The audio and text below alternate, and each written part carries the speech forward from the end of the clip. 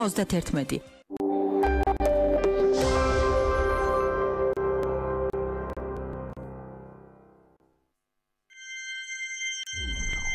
BMG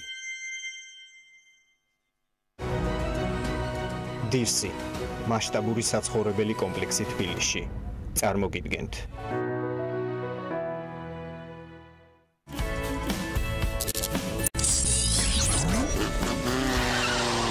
გადაცემის სპონსორია ფრეგო. გონივრული გადაწყვეტილება თქვენი ავტომობილისთვის. გადაცემის სპონსორია როზალი. როზალი ნატურალური ბელგიური შოკოლადი. გადაცემის სპონსორია ახალი ნათება. შეიძინე დიოდური ნათურები და სანათები 2 წლიანი გარანტიით. გაზოგე ფული, ბუნება, ენერგია ახალ ნათებასთან ერთად.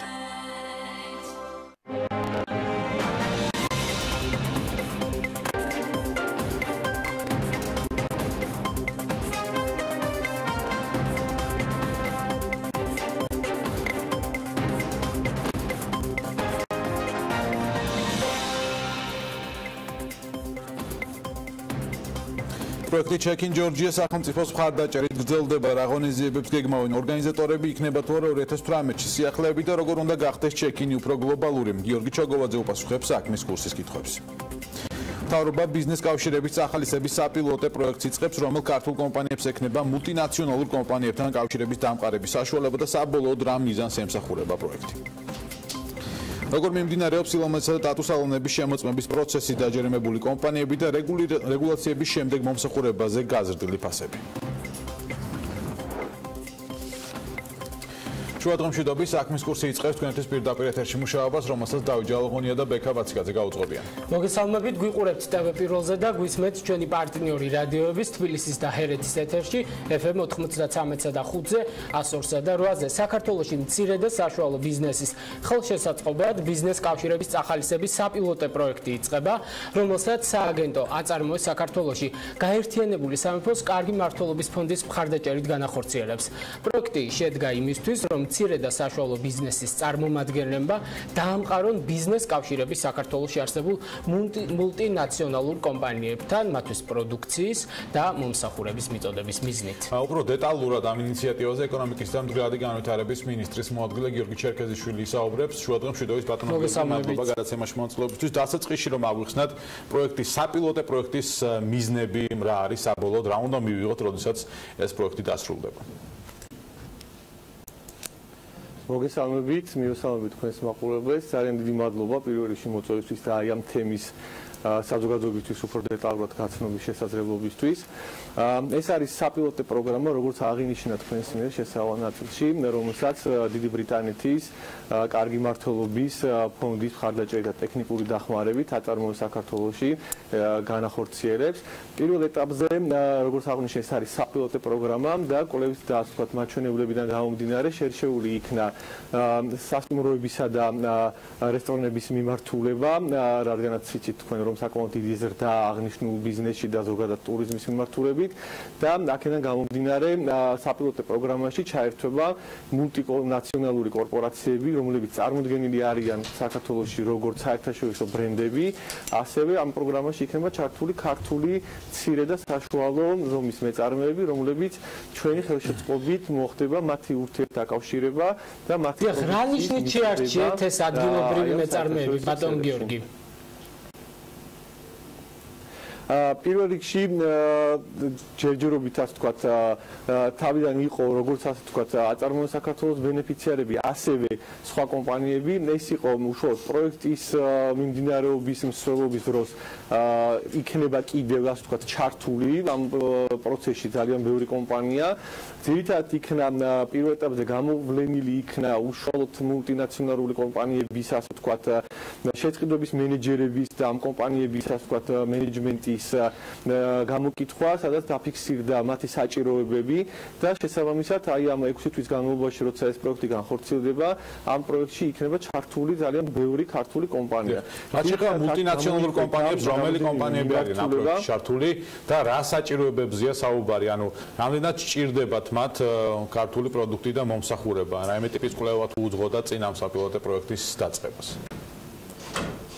რა თქმა უნდა, ამას უშუალოდ პროექტის ასე ვთქვათ განხორციელების პროცესში წინ უძღოდა პირველადი კვლევა, ანუ ჩვენ ამას ეს ვუყურებთ როგორც ეს არის საპილოტო პროექტი, რომელთვისაც არჩეულია უშუალოდ ერთ-ერთი სწრაფად ზრდადი დარგი, რომელსაც ჩვენ უკვე შემდგომში ამ პროექტის წარმატებულობიდან გამომდინარე უკვე შემდგომში ჩვენ უკვე ამას უფრო ფართო ასე ვთქვათ არეალს მივცემთ და ეს პირველი საეტაპო ასე ვთქვათ პირველი საეტაპო ნაწილი გვაქვს დღეს, რომელზეც ჩვენ ვსაუბრობთ, რომელში ჩართული არიან საერთაშორისო ქსელების, ავტომობილების, ვინც კი ბრენდი წარმოადგენს. ბატონ გიორგი, რაში მდგომარეობს ეს დაკავშირების პროცესი? დაუშვათ თქვენ გამოყოლთ ადამიანს, რომელიც მათ კოორდინაციაში დაეხმარება გაცვლიან კონტაქტებს თუ რას გულისხმობთ დაკავშირებაში?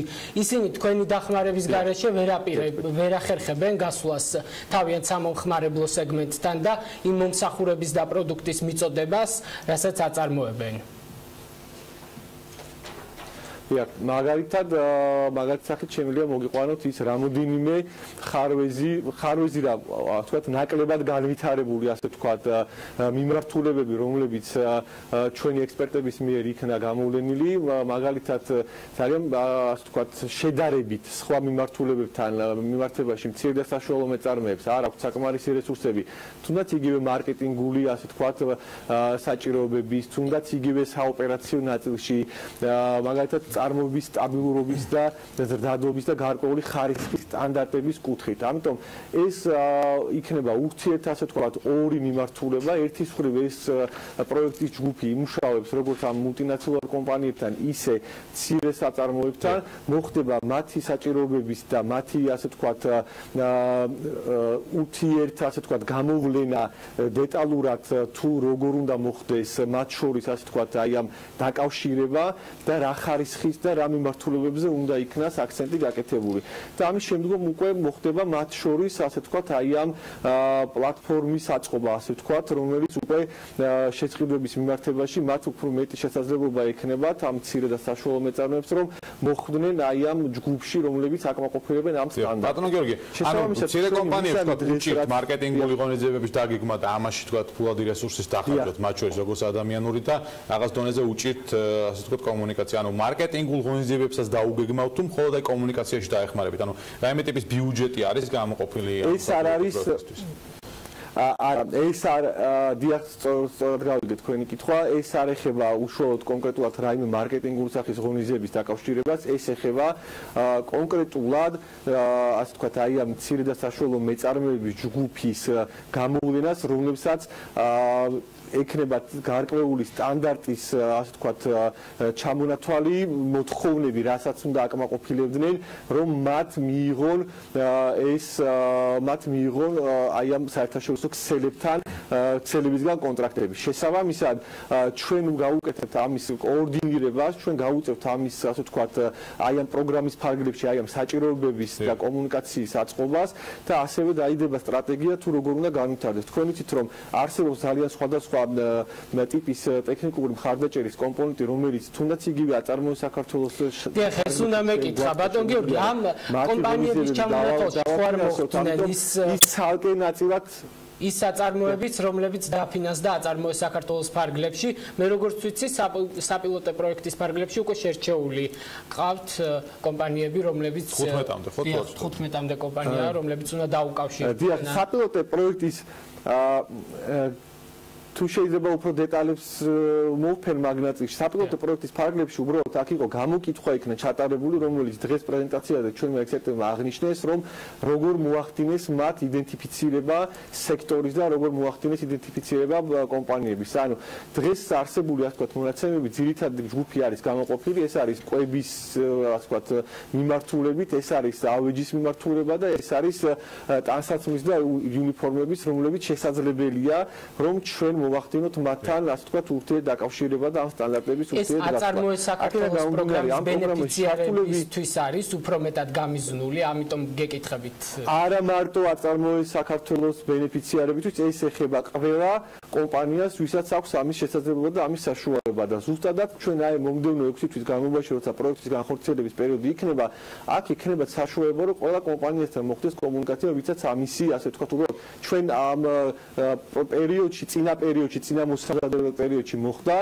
იდენტიფიცირება კომპანიების თუ რომელი ჯგუფი უნდა თქვათ დაკონკრეტულად როგორ უნდა ჩაერთონ დაინტერესებული კომპანიები, ანუ ყველა კომპანიას ექნება და ვისაც აქვს მცირე საშუალო ბიზნესი ამ მიმართულებით, რომელთაც დაიწყო საპილოტო პროექტი. როგორ უნდა ჩაერთონ, ვის სად უნდა მიმართონ და ასე თქვათ, რა პროცედურების გავლა მოუწევთ მათ, რომ დაამტკიცონ, რომ მათი პროდუქცია ასე თქვათ მისაღებია. კი, პირველ რიგში დაკავშირება, რადგანაც ამ პროექტის განმახორციელებელი არის და ტექნიკური მხარდაჭერის მიღები გახოთ აწარმოე საქართველოს, პირველ რიგში უნდა მოხდეს აწარმოე საქართველოსთან კომუნიკაცია. თქვენ იცით, ჩვენ გვაქვს ძალიან ბევრი არხი საკომუნიკაციო, როგორც call center, ისე ვებსაიტი, ისე უშუალოდ პორტფელის მენეჯერები, რომლებიც მუშაობენ აღნიშნულ პროექტზე. ჩვენ ამ ინფორმაციას, ასე ვთქვათ, მივიღებთ ამ კომპანიებისგან და უკვე უშუალოდ პროექტის და კვლევის ნაწილში მოხდება უკვე უშუალოდ პროექტის განმახორციელებელი ექსპერტებთან შემდგომში მათი დაკავშირება. ბატონ გიორგი, სხვათა შორის უნდა აღინიშნოს, რომ როდესაც აწარმოე საქართველოს ახორციელებდა მიკრო და მცირე მეწარმეობის ხელშეწყობის პროგრამას, იქაც იყო გათვალისწინებული გარკვეული ღონისძიებები იმისთვის, რომ თავიანთი ბენეფიციარებისთვის დახმარება გაეწიათ პროდუქციის გასაღებისთვის და ზოგადად მარკეტინგული აქტივობებისთვის, ბაზრის მოსაძიებლად. საინტერესოა თუ მიყევით ამ პროექტებს, ამ პროგრამებს, რომლებიც აი სწორედ იმ მიკრო და მცირე მეწარმეობის ხელშეწყობის პროგრამის ფარგლებში განხორციელდა და შედგა, რა შედეგები აქვთ მათ, რამდენი გავიდა ბაზარზე, ზოგადად რამდენმა იპოვა თავისი ადგილი საქართველოში და რამდენი შეიძლება გაჩერდა კიდეც. წელს არ გრძელდება ეს პროგრამა და ამიტომ გეკითხებით. პროგრამა იცით თქვენ რომ რამოდენიმე ეტაპად იქნა განხორციელებული მიკრო და მცირე დაფინანსების კომპონენტი. ამ პროგრამის ფარგლებში იცით თქვენ რომ 22,000-მდე განაცხადი იყო შემოსული. აქედან შერჩევა მოხდა ბენეფიციარების, მათ ჰქონდათ ასევე ჩადებული როგორც ტრენინგის კომპონენტი და ამის შემდგომ უკვე ისინი გადავიდნენ დაფინანსების ეტაპზე და დღესაც მიმდინარეობს აი ამ პროგრამით გამარჯვებული კომპანიების დაფინანსება. რაც შეეხება ჩვენს მხარდაჭერას მათთვის გაყიდვების ხელშეწყობაში, თქვენ გახსოვთ რომ არაერთხელ ჩვენ უმასპინძლეთ ზუსტად მცირე და საშუალო ასე ვთქვათ კომპანიებს, როცა ჩავატარეთ არაერთი სტარტაპ მარკეტი, თქვენ გახსოვთ სხვადასხვა ლოკაციებზე განხორციელდა ეს, მათ შორის იყო შობის წინ საახალწლო ბაზარი, იყო თბილისობის დროს, ოქტომბრის თვეშიც იყო, ანუ ეს რეგულარული ხასიათის ჰქონდა ამ ღონისძიებებს და ეს ღონისძიებები გამოიხატება სხვადასხვა სახით, როცა ჩვენ მათ ვეხმარებით და ესეც თუნდაც ეს ახალი პროექტიც არის ერთ-ერთი ნათელი მაგალითი, და რამდენი აგრძელებს მუშაობას და რამდენი ვერ აგრძელებს. და ესეთი გაზომვა არ იგეგმება თქვენი მხრიდან მათი სიცოცხლის უნარიანობისას. გაზომვა როგორ არა, გაზომვა იგეგმება, მზადვა უბრალოდ მე ამ წუთას თან სტატისტიკა არ მაქვს ხელთ და შემიძლია ამაზე დამატებით ჩვენ შევხვდეთ. ჩვენ გვაქვს შიდა რესურსით გვაქვს ეს გაზომილი, უბრალოდ არ მინდა ზუსტად არასწორი ციფრები რომ მოგაწოდოთ. ეხლა ნამდვილად გვაქვს ჩვენ ციფრები გვაქვს ჩვენ ეს გაზომილი. გარდა ამისა ჩვენ ვფიქრობთ რომ ნებისმიერი კარგი პროექტი რაღაცა პერიოდის მერე საჭიროებს გარკვეულ მოდიფიკაციას და გარკვეულ ცვლილებებს და ჩვენ ვფიქრობთ რომ 2018 წლისთვის როცა ჩვენ მსგავსი ტიპის კომპონენტის გამოცხადებას ვაპირებთ, იქ გარკვეული ტიპის განახლებული. ბატონო, ბევრი დრო არ გვაქვს შენ ამ გაზომილ მონაცემებსაც მოიკითხავთ, აუცილებლად, ამიტომ გადაცემის ბოლოს გინდა კითხოთ საპილოტო რეჟიმში რამდენ ხანს გაგრძელდება პროექტი, რომელიც დაიწყეთ, ანუ რაზე იქნება დამოკიდებული მისი გადაყვანა უკვე ჩვეულებრივ რეჟიმში, წარმატებად რა ჩაითვლება და რამდენი ხნის შემდეგ, რა პერიოდის შემდეგ. საპილოტო პროექტად ჩვენ აღებული გვაქვს 6 თვის ვადა. ამ 6 თვის განმავლობაში მოხდება, როგორც აღნიშნე, ამ მულტინაციონალურ კომპანიებთან და ქართულ კომპანიებთან, წარმოებლებთან ურთიერთდაკავშირება. ჩვენ სადღაც დაახლოებით სექტემბრისთვის უკვე გვექნება გარკვეული ასე ვთქვათ შედეგები და სექტემბრის თვეში მიიღება გადაწყვეტილება აღნიშნული პროექტის ასე ვთქვათ წარმატებაზე და მის გაგრძელებაზე და ასე ვთქვათ რამდენად გაფართოებას პოვებს ის უკვე სხვადასხვა სხვადასხვა სექტორების გასაგებია. დიდი მადლობა წარმატებები გიორგი ჩერქეზიშვილი ეკონომიკის და მდგრადი განვითარების მინისტრის მოადგილე საუბრობდა საქმის კურსის პირდაპირ ეთერში. ვაგრძელებთ 20 მილიონი ლარი 300-მდე კულტურული ღონისძიებისთვის. ასეთია ჩეკინ ჯორჯია 2018-ის აქტივობების რაოდენობა და ბიუჯეტი.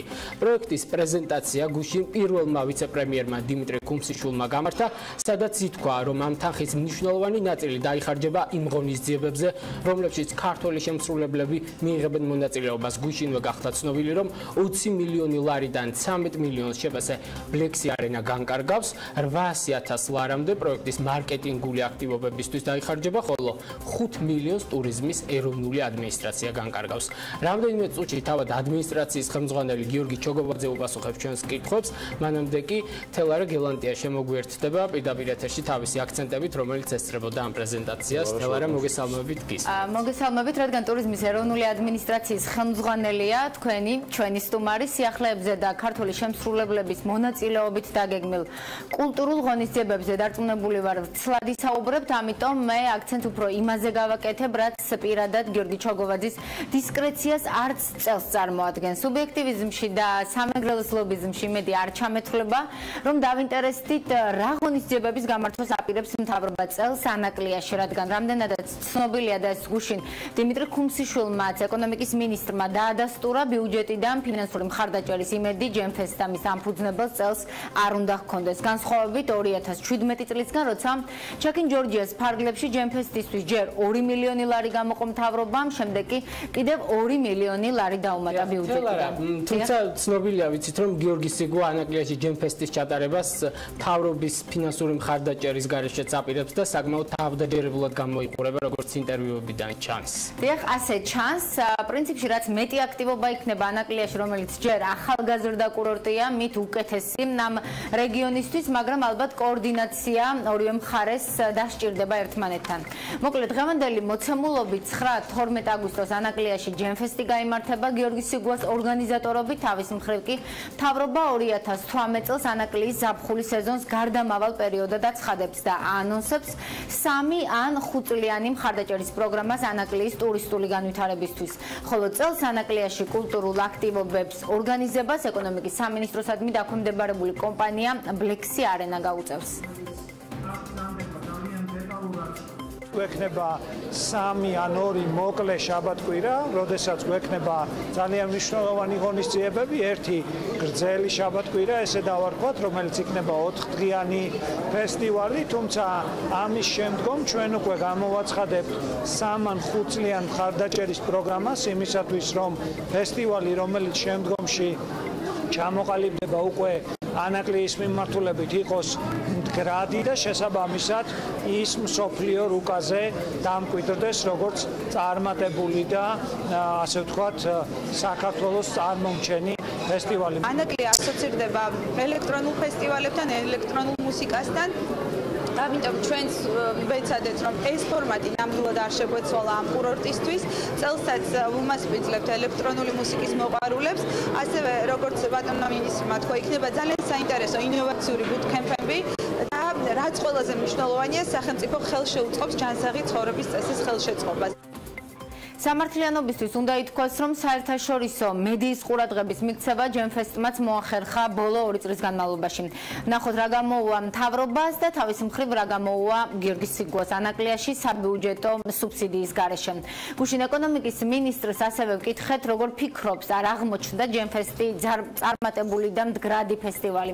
კუმსიშვილმა კონკრეტული პასუხი არ გაგვცა და მინიშნება გააკეთა, რომ თითქოს ბრენდის მფლობელობასთან დაკავშირებით გარკვეული პრობლემები არსებობს. ჯემფესთან მიმართებაში რამდენადაც ჩემთვის ცნობილია, თუმცა უნდა გადაამოწმოთ, მე მგონი იქ თვითონ ბრენდთან მიმართებაშიც კი პრობლემებია, ანუ გასარკვევია ვის ეკუთვნის ბრენდი. როგორც მოგახსენეთ, წელს ჩვენ გარდამავალი პერიოდი გვექნება ანაკლიაში, რაც მთავარია და რაშიც მე მინდა დავარწმუნო ზუგდიდის და ანაკლიის და ახლომდებარე ასე ვთქვათ ცხოვრები მოსახლეობა ის რომ ჩვენი ყურადღება იქნება მაქსიმალური, დატვირთულობა იქნება მაქსიმალური, გარდა კონკრეტული შაბათ-კვირებისა, შაბათ-კვირების შუაში იქნება ძალიან ბევრი ღონისძიება იმისათვის, რომ ჩვენ ბევრი ახალგაზრდა ჩავიყვანოთ, იქ იყოს ბევრი ღონისძიება იმისათვის, რომ ცხოვრება, ასე ვთქვათ, მაქსიმალურად დატვირთული იყოს. ვისეკუთვნით ჯემფესტის ბრენდი და რა პრობლემებზე მიგვანიშნა მინისტრმა ამის გასარკვევა ჩვენ გიორგი სიგუას დავუკავშირდით. მან მოგვაწოდა საკპატენტის მოწმობა, რომელიც ადასტურებს, რომ ბრენდის მფლობელი შპს GMP-ა. სიგუა ირწმუნება, რომ შპს მფლობელებს შორის გაურკვევლობა არ არსებობს. ნახოთ, როგორ განვითარდება ეს თემა. ისევ ჩეკინ ჯორჯიას რომ დავუბრუნდეთ, გუშინ ღონისძიებების კალენდარი გახდა ცნობილი, როგორც უკვე აღნიშნეთ, მაგრამ ჯერჯერობით უცნობი რჩება მთავარი ინტრიგა. ის ორი საერთაშორისო ვარსკვლავი, რომელსაც წელს Black Sea Arena უმასპინძლებს. ორგანიზატორები ირწმუნებიან, რომ დაახლოებით 2 კვირაში შეძლებენ ვარსკვლავების დასახელებას. კალენდართან დაკავშირებით ჩვენ პრაქტიკულად სრული კალენდარი წარმოვადგინეთ, შეიძლება გამოსვლებში არ ჩანდა. 2 თარიღი არის დასაზუსტებელი, ეს არის ალბათ ერთი იქნება მაისის მეორე დეკადაში და მეორე იქნება აგვისტოს მეორე დეკადაში, როდესაც 2 დიდ ვარსკვლავს დავამატებთ. პრინციპში დანარჩენი წარმოდგენილია, ქალბატონ მანიმ განმარტა, რომ ამ წუთში მიმდინარე მოლაპარაკებების გამო უბრალოდ ჯერჯერობით უფლება არ აგვაქვს სახელები გავაჟღეროთ. მე დარწმუნებული ვარ, რომ ისინი მოწონებულები იქნებიან ჩვენი მოსახლეობის მსმენელის მხრიდან. ჩვენ არ მოგატყვილებთ ჩავატარეთ მცირე ფოკუს ჯგუფები, გამოვიკითხეთ. ძალიან მალე უშუალოდ Black Sea Arena-ს პრესკონფერენციაზე თქვენ გაიგებთ და შეიტყობთ, ვინ იქნება Black Sea Arena-ს სტუმარი, რაც შემიძლია დღეს დანამდვილებით გითხრათ, როგორც უკვე ცნობილია, ელტონ ჯონი იქნება Black Sea Arena-ს სცენის სტუმარი, ასევე ჩვენ მოხარულები ვართ, რომ შავი ზღვის ჯაზ ფესტივალი გაიხსნება სწორედ Black Sea Arena-ს დარბაზში. უნდა აღინიშნოს ისიც, რომ კერძო სექტორის ერთ-ერთი მთავარი შენიშვნა და პრეტენზიაც შეიძლება ასე ითქვას, შეეხებოდა ხოლმე კალენდარს, რადგან ტურისტული კომპანიების წარმომადგენლები ამბობდნენ, რომ როცა გვიან ხდება ცნობილი კალენდარი, მათ უჭერთ ტურისტული პაკეტების გაყიდვა უცხოელებზე. ამის მაგალითად ნაწილობრივ ისიც გამოდგება, რომ 2016 წელს გაყიდული 73,000-ზე მეტი ბილეთიდან ტურისტულმა კომპანიებმა მხოლოდ 1071 ბილეთი შეიძინეს. ფესტივალების დანიშნულება ერთის მხრივ, რა თქმა უნდა, ეს არის კულტურული ცხოვრების გაჯანსაღება და გამოცოცხლება ამ ქვეყანაში და მეორეს მხრივ, ეს არის ასევე შიდა ტურიზმის განვითარება. შიდა ტურიზმი საერთაშორისო სტატისტიკის მიხედვით აგენერირებს მთლიანი ტურიზმის 50%-ზე მეტს, რაც ჩვენ ქვეყანაშიც საკმაოდ აქტიურად შეინიშნება. აქედან გამომდინარე, მარტო შიდა ტურიზმის მიმართულებით მე ვფიქრობ, რომ ჩვენ საკმაოდ დიდი მიღწევები გვაქვს.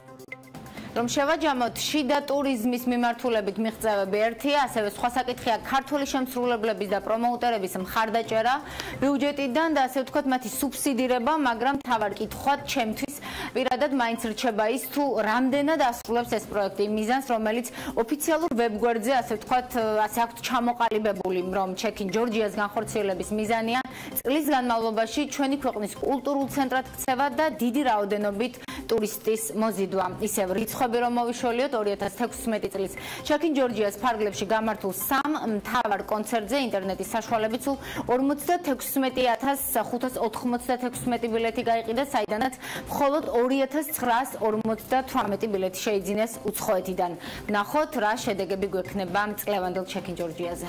იმედია უკეთესი, მადლობა თელაროს ჩართვისთვის. კითხვას რომელიც შენ გაგიჩნდა ლოგიკურად და არა მარტო შენ გაგიჩნდა ეს კითხვა, გიორგი ჩოგოვაძესთან დავსვავთ. არა მარტო ამ კითხვას, ტურიზმის ეროვნული ადმინისტრაციის ხელმძღვანელია საქმის კურსის პირდაპირ ეთერში. შუადღე მოგესალმებით გიორგი. მადლობა პირველ რიგში გადაცემაში მონაწილეობისთვის. დასაწყისში კითხვა, რომელიც ეხება მიზნებს ჩეკინ ჯორჯიასი, რა არის წლევანდელი 2018 წლის ჩეკინ ჯორჯიას მიზანი შიდა თუ გარე ტურიზმის მეტად პოპულარიზაცია და ამ პროექტის უფრო გლობალურ მასშტაბში გატანა. საქართველოში ტურისტების რაოდენობა დინამიურად იზრდება და ამისთვის ჩვენი მთავრობა ძალიან აქტიურად მუშაობს. მინდა გითხრათ, 2018 წელიწადი იქნება ახალი რეკორდების წელიწადი და სწორედ ამ დროს პროექტ Check-in Georgia-ს შინაარსი და დატვირთვა კიდევ უფრო იზრდება და რაც შეეხება მიზნებს, პროექტი მსგავსი ტიპის პროექტებს სხვა ქვეყნებიც ახორციელებენ. ჩვენ ამ შემთხვევაში ველოსიპედი არ მოგვიგონია ნამდვილად, თუმცა მთავარი მიზანი გახლავთ ის, რომ ის მილიონობით ადამიანი, რომელიც სტუმრობს ჩვენ ქვეყანას და მინდა გითხრათ 2018 წელს იქნება პირველი წელიწადი, როდესაც საერთაშორისო მოგზაურების რაოდენობა ერთი წლის განმავლობაში გადააბიჯებს 8 მილიონიან ნიშნულს. ამ დროს ქვეყანამ დაახვედროს კულტურულად დატვირთული პროგრამა. ეს რა თქმა უნდა მთავარი ამოცანა გახლავთ ის, რომ ეს ადამიანები უკეთესი შთაბეჭდილებებით დაბრუნდნენ თავიანთ სამშობლოში, თუმცა არის ამ პროექტის ფარგლებში სხვა მიზნებიც, მაგალითად ჩვენ პროექტ Check-in Georgia-ს ვიყენებთ ქვეყნის გარეთ კომუნიკაციაში იმისათვის, რომ კიდევ ერთხელ გავაჟღეროთ, რომ საქართველო არის უსაფრთხო ქვეყანა, სადაც ესეთი შემსრულებლები ატარებენ კონცერტებს, საქართველო არის დინამიური ქვეყანა და ამ კუთხითაც კიდევ ერთხელ ვჩდებით სოფლიო რუკაზე, რაც რა თქმა უნდა ჩვენ ქვეყნის ნობადობას ამაღლებას უწყობს ხელს. რაც შეეხება თვითონ წლევანდელ Check-in Georgia-ს, მე მინდა გითხრათ, რომ წლევანდელი Check-in Georgia გამოჩეული იქნება მრავალფეროვნებით, იმ ჟანრების და იმ მიმართულებების მიხედვით, თუ რითი წავდგებით ტურისტების წინაშე, ასევე ბატონ გიორგი, როგორც ჩანს, Check-in Georgia-ს ასე ვთქვათ, მიზნები წელს გადაიხედა ან დაზუსტდა, რადგან ჩამონათვალში კალენდარში ჩვენ გავეცანით გუშინ თქვენს პრეზენტაციას, შევხვდით 4GB-ს, Open Air-ს, სუხიშვილები და ასე შემდეგ. ეს ის პროექტები და ის ფესტივალებია, რომლებიც ისედაც ხორციელდებოდა საქართველოში, ასე ვთქვათ, თქვენი განსაკუთრებული დახმარების გარეშე. რატომ გახდა წელს თქვენი ჩართულობა ამ პროექტებში აუცილებელი? ჩვენი მიზანი გახდათ პირველ რიგში ის არსებული ფესტივალები და არსებული პროექტები, რომლებიც ხორციელდება წლების განმავლობაში, გავამდიდროთ სახელმწიფო სუბსიდირების ხარჯზე. რა თქმა ისინი უფრო მრავალფეროვანი გახდნენ, ან უფრო ძლიერად იყვნენ წარმოდგენილი ამა თუ იმ მიმართულებები და მე მინდა ჩამოვთვალო ძალიან მოკლედ ის მიმართულებები, რომელსაც მოიცავს სუბსიდირების ნაწილში. გეტყვით, აქ არ არის ლაპარაკი იმაზე, რომ სუხიშვილებს, ერისიონს, იგივე ანსამბლ რუსთავს, ქართულ ხმებს რამე აკდათ. ამ პროექტის ფარგლებში ჩვენ მივეცით მათ საშუალება, რომ კონცერტები ჩაატარონ რეგიონების მასშტაბით. იმ რეგიონებზეა, რა თქმა უნდა, ძირითადი აქცენტი გაკეთებული, სადაც ტურისტები სტუმრობენ. ეს არის ერთ-ერთი მიმართულება, როდესაც ჩვენ ქართული ფოლკლორით, ქართული ცეკვით, რაც ესე საინტერესოა ტურისტებისათვის, რამე თუ მათ ჩვენც მათ შორის, როდესაც რომელიმე ქვეყანაში მოგზაურობთ, გვაინტერესებს ადგილობრივი კულტურა. შესაბამისად, ჩუხიშვილების ნაწილში, ერისიონის და რუსთავის და ქართული ხმების ნაწილში და გავაგზავნებ ამ ჩამონათვალს ქართული კულტურის კომპონენტებს, ჩვენ მათ არაფერი არ აკდათ, უბრალოდ ჩვენ საშუალება მივეცით, რომ სახელმწიფო სუბსიდირების ხარჯზე მათ მრავალი კონცერტი ჩაატარონ საქართველოს სხვადასხვა რეგიონებში. ამ შემთხვევაში მარკეტინგულადაც არაფერი აკლია, თქვათ, შემსრულებლებს, რომლებიც ჩამოთვალეთ და გუნდებს და ჯგუფებს, მაგრამ მარკეტინგულ ღონისძიებებზე 800,000 ლარია გამოყოფილი. კონკრეტულად რა მიმართულებით დაიხარჯება ეს თანხა და მოესწრება თუ არა კარგი, ასე ვთქვათ, მარკეტინგული პერიოდის ჩატარება იმ დროში, რაც დარჩენილია, თქვათ, ზაფხულამდე და მაისამდე. კი ბატონო, მე უბრალოდ არ მინდა მაყურებელს შაბეჭდება დაშესრო, ეს არის მხოლოდ ქართული ფოლკლორზე და ცეკვაზე ორიენტირებული პროექტი. აქ იქნება ჯაზი, აქ იქნება ბლუზი, აქ იქნება საოპერო, საკამერო, საგუნდო მუსიკა, ის ყველაფერი, რითიც ჩვენ ვამაყობ და რითიც გვინდა რომ წავდგეთ სოფლიოს წინაშე. რაც შეეხება მარკეტინგს, მარკეტინგული ხარჯების ნაწილში თქვენ ხედავთ, რომ პროცენტულად 20 მილიონიდან დაახლოებით 800,000 ლარი იხარჯება მარკეტინგზე. ეს არის მარკეტინგული ხარჯები, რომელიც ჭირდება როგორც უცხოელ ტურისტს, რომელიც საქართველოში იმყოფება, ასევე შიდა ტურიზმის ნაწილში, რომ უფრო ინფორმირებულობის კამპანიას გულისხმობს, ვიდრე განსაკუთრებულ მარკეტინგულ აქტივობებს. ეს მოხმარდება ეს თანხა გარე რეკლამას, ნაწილობრივ სატელევიზიო რეკლამას და ეს ყველაფერი მხოლოდ საინფორმაციო ხასიათს ატარებს და ძირითადად დატვირთვა არის ის, რომ ეს მრავალფეროვანი პროგრამა, რომელიც დაახლოებით 300 ღონისძიებას მოიცავს წელი წლის განმავლობაში, ინფორმაციის სახით მიეწოდებოდეს როგორც ჩამოსულ ტურისტებს, ასევე ადგილობრივ მოსახლეობას, რათა შიდა ტურიზმის ნაწილში ნაწილში გავაჩინოთ დამატებითი ტურისტული ბატონ გიორგი, აი ამ ჩამონათვალს რომ მივყვეთ ისევ რომელიც კალენდრით შემოგთავაზეთ არის ფერების ფესტივალი, ფესტივალი ქოლგა, ფოტოფესტივალი, ფოლკლორის დღეები თქვენც აღნიშნეთ, ჯაზის და ღვინის ფესტივალი. ღვინის ფესტივალზე უნდა შევჩერდე. ღვინის ინდუსტრიას პრინციპში არც ისე უჭირს საქართველოში ექსპორტი წლიდან წლამდე იზრდება. მაინდა-მაინც აქაც რატომ გახდა თქვენი ჩართულობა აუცილებელი?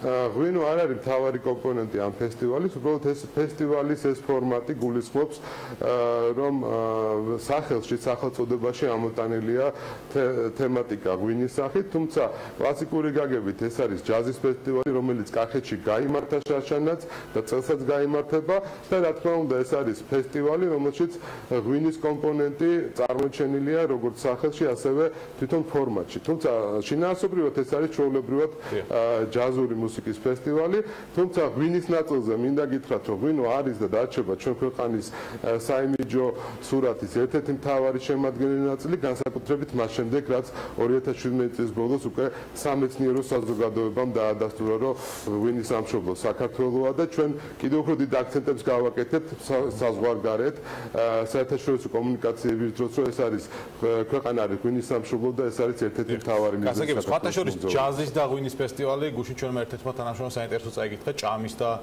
ღვინის ფესტივალად და იქ პატარა შრიფტი იყო და ვერ გაარჩია, ну საინტერესო იქნებოდა ხო ჭამის და ღვინის ფესტივალი საქართველოში. მე მგონი ემუშავებს. თუმცა ჭამას თვითონ გასტრონომია ერთ-ერთი მთავარი მიზეზია ხოლმე მოგზაურობისთვის. ბატონო გიორგი, რაც შეეხება გარდამავალ პერიოდს, რომელიც ნახსენები იყო, 3-5 წლიანი გეგმა უნდა დაიდოს, აი ეს გარდამავალი პერიოდი რას მოიცავს და როდის გვექნება ეს 3-დან 5 წლიანი გეგმა კონკრეტულად თქვა ანაკლის განვითარების მიმართულებით და იქ ტრადიციული ფესტივალი როდის ჩამოყალიბდება, აი ამ გეგმას როდის წარმოადგენს ადმინისტრაცია ეკონომიკის სამინისტროსთან ერთად და სხვა უწყებებთან. თქვენ სიუჟეტში დეტალურად იყო ამაზე საუბარი, ჩვენ წელს ბლექსი არენასგან ველოდებით და უახლოეს მომავალში წარმოდგენილი იქნება როგორც სტარების, ანუ ვარსკვლავების მიმართულებით განსახორციელებელი ღონისძიებები, ასევე წლევანდელი ანაკლის ტერიტორიაზე განსახორციელებელი ღონისძიებები და ამავდროულად უახლოეს მომავალში ასევე ველოდებით, რომ გამოცხადდება ინტერესთა გამოხატვა, გამოცხადდება პროექტის შინაარსი, თუ როგორი იქნება და როგორია ხედვა უკვე მრავალწლიანი ფესტივალის მიმართებაში. ბატონ გიორგი, აი ფესტივალები ახსენეთ და უნდა გავიხსენო, შარშან კერძო სექტორი საკმაოდ აკრიტიკებდა სახელმწიფოს იმის გამო, რომ საბიუჯეტო სახსრებს ხარჯავდა სამინისტრო ამ ფესტივალების ორგანიზებაში და ამბობდნენ, რომ ისინი ჩვენი სახელმწიფო ჩვენი კონკურენტიაო. დღეს ეხლა უკვე როდესაც გავეცანით თქვენს პრეზენტაციას, გარკვეულწილად მათაც სთავაზობთ ფესტივალების დაორგანიზებას, სხვადასხვა ღონისძიებების დაორგანიზებას, საქართველოს მასშტაბით ცალკეული თარიღებით შესთავაზეთ და როგორც ასე ვთქვათ, ალბათ წინაპირობა იყო ამისა, შეხვედრა თავად კერძო სექტორთან და რა თქვენს დღეს მოსწონთ საბიუჯეტო ხარჯების დახარჯვა, როდესაც უკვე მათ უწევთ ორგანიზება. თქვენ როგორც აღნიშნეთ, 20 მილიონიდან 6 მილიონი ლარი დაიხარჯება ტურიზმის ეროვნული ადმინისტრაციის მიერ, მათში დიდი წილად არის წარმოდგენილი არსებული პროექტები და არსებული ფესტივალები, ჩვენ არანაირ კონკურენციაში შესვლა არ გვინდა კერძო სექტორთან და ვფიქრობთ, რომ ის კომპეტენცია, ის ცოდნა, გამოცდილება და ის ისტორია, რაც ამ ფესტივალებს გააჩნიათ, ეს არის მთავარი მიღწევა და შესაბამისად გადაწყვეტილებაც არის ადეკვატური ნიშნავს იმას ამ შემთხვევაში, რომ დავეხმაროთ მათ, რომ გაძლიერდნენ და კიდევ უფრო ფეხზე დადგენ და მეტი ადამიანი მოიზიდონ როგორც საქართველოს ჩვენი მოსახლეობა, ასევე ვთქვათ მეზობელი ქვეყნებიდან. რაც შეეხება ღია შეთავაზებას, თბილისში,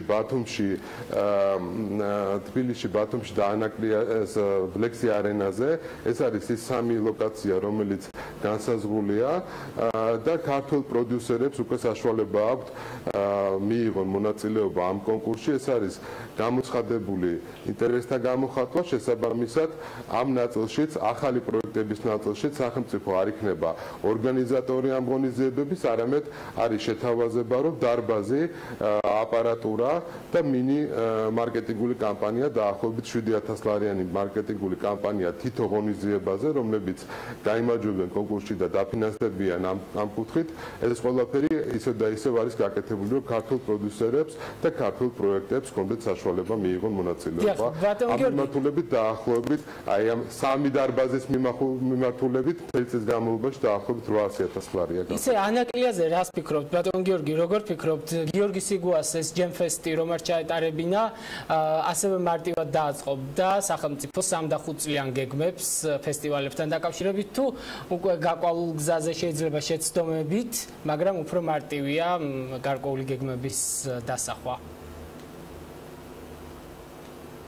ზოგადად იმ გამოცდილების ანალიზი, რომელიც ანაკლიას გააჩნია, თქვენ გახსოვთ, რომ ეს დაიწყო კაზანტიპის ფესტივალით, შემდეგ გაგრძელდა ჯემ ფესტივალით.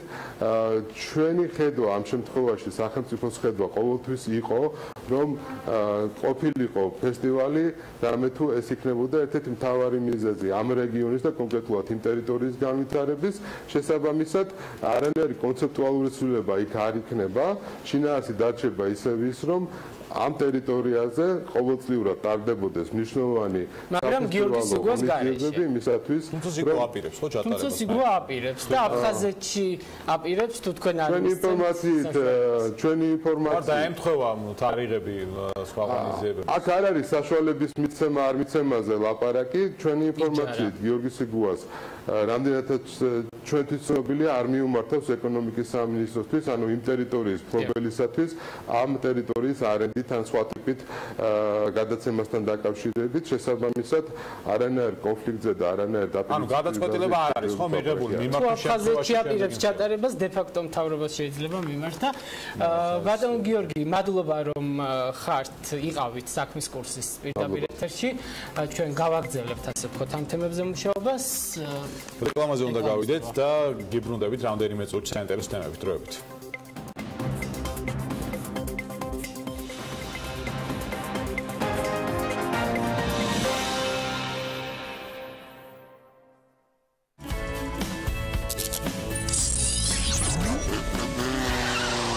გადაცემის სპონსორია ფრეგო. გონივრული გადაწყვეტილება თქვენი ავტომობილისთვის. გადაცემის სპონსორია როზალი. როზალი. ნატურალური ბელგიური შოკოლადი.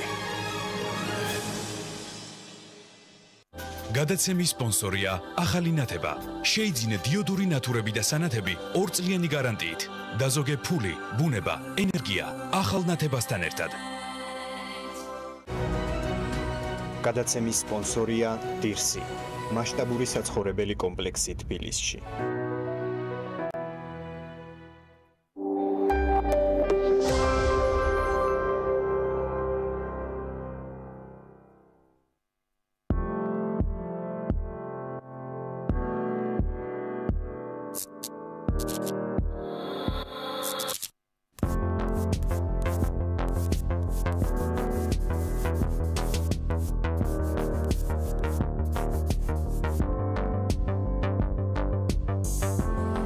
სოკარნანო უფრთხილდება ძრავს GTB ბანკში მომხმარებლისადმი ინდივიდუალური მიდგომა გვაქვს. შესაბამისად, ცეცხლის პირობები დამოკიდებულია თქვენ საჭიროებასა და სურვილზე, ასაკზე, შემოსავალზე, ცეცხლის ვადასა და სხვა ფაქტორებზე. როგორი შეიძლება იყოს სამომხმარებლო ცეცხლის საუკეთესო პირობებით, ისეთი როგორცაც ჩვენთან GTB ბანკში გთავაზობთ. 4 წლის ვადით მხოლოდ 11.9%-ად, წლიური ეფექტური 14.99%-ად. გაითვალისწინეთ, რაც ნაკლებია ცეცხლის ვადა, მით ნაკლებია პროცენტი. ჩვენთან საპროცენტო განაკვეთი 5.9%-დან იწყება. წლიური ეფექტური კი 11.45-დან. BTB ბანკის სამომხმარებლო ცეცხლი. ჩვენ 10-დან 8-ს ვეუბნებით დიახ.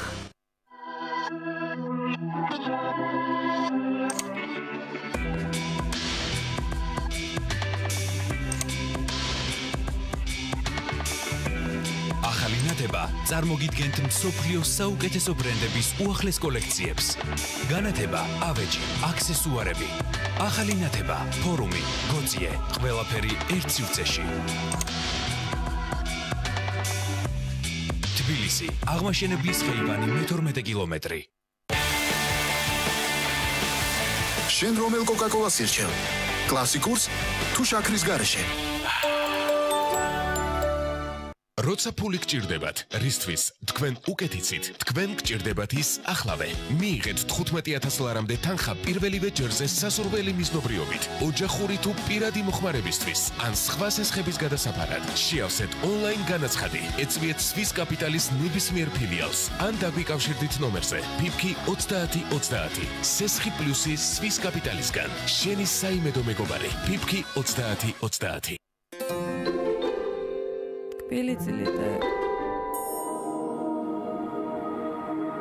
სანდომი ყველაზე ტკბილი ზღაპარი.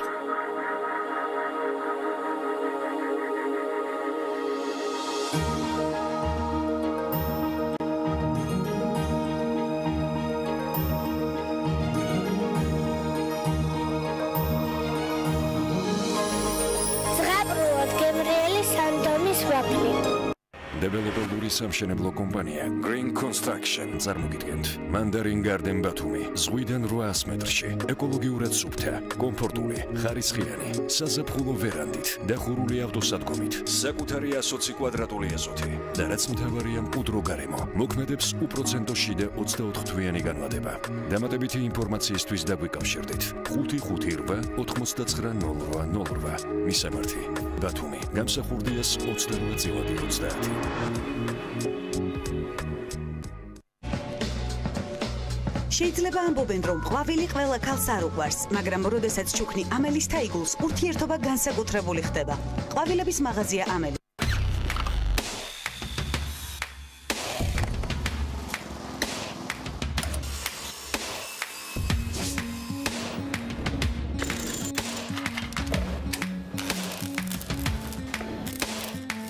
პროფესიონალი სამუშაო ხელსაწყოები. ინკკო, შექმენი სამყარო, შენივე ხელით. შენ მას სულ სხვანაირად შეხედავ. უცებ იმაზე მეტი საერთო აღმოგაჩნდებათ, ვიდრე გეგონა. ერთად სულ უფრო მეტ დროს გაატარებთ. მისი იმედი ყოველთვის გექნება. შეიძლება შენ საუკეთესო მეგობრადაც კი იქცეს. ერთად ახალ ჰორიზონტებს დაიპყრობთ. შენი მანქანის როლი შენ ცხოვრებაში გაიზრდება. როცა გაიგებ, რომ Swiss Capital-ში მანქანის უზრუნველყოფით 100,000 ლარამდე სესხის 45 წუთში მიღება შეგიძლია ყოველგვარი ფარული ხარჯის გარეშე. ესტუმრე Swiss Capital-ის ვებგვერდს ან დარეკე 2300. მე მიყვარს, როდესაც ირგვლივ არავინ არის. მხოლოდ მხურვალემზე გრილი ნიავი და მარილიანი შხეფები პირდაპირ სახეში. ჩემი პროვანსი გელ შემპონი ლებედი მარსელია. მამაკაცებისთვის 2 ერთში.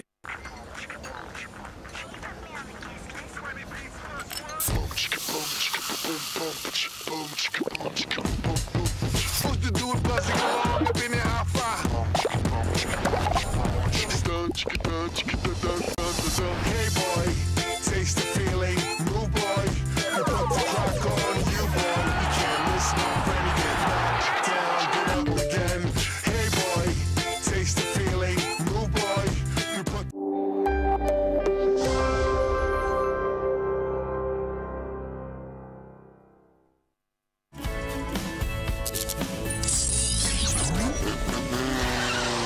გადაცემის სპონსორია Prego. გონივრული გადაწყვეტილება თქვენი ავტომობილისთვის. გადაცემის სპონსორია Rosali. Rosali. ნატურალური ბელგიური შოკოლადი. გადაცემის სპონსორია ახალი ნათება. შეიძინე დიოდური ნათურები და სანათები 2 წლიანი გარანტიით. დაზოგე ფული, ბუნება, ენერგია ახალ ნათებასთან ერთად. გადაცემის სპონსორია დირსი. მასშტაბური საცხოვრებელი კომპლექსი თბილისში.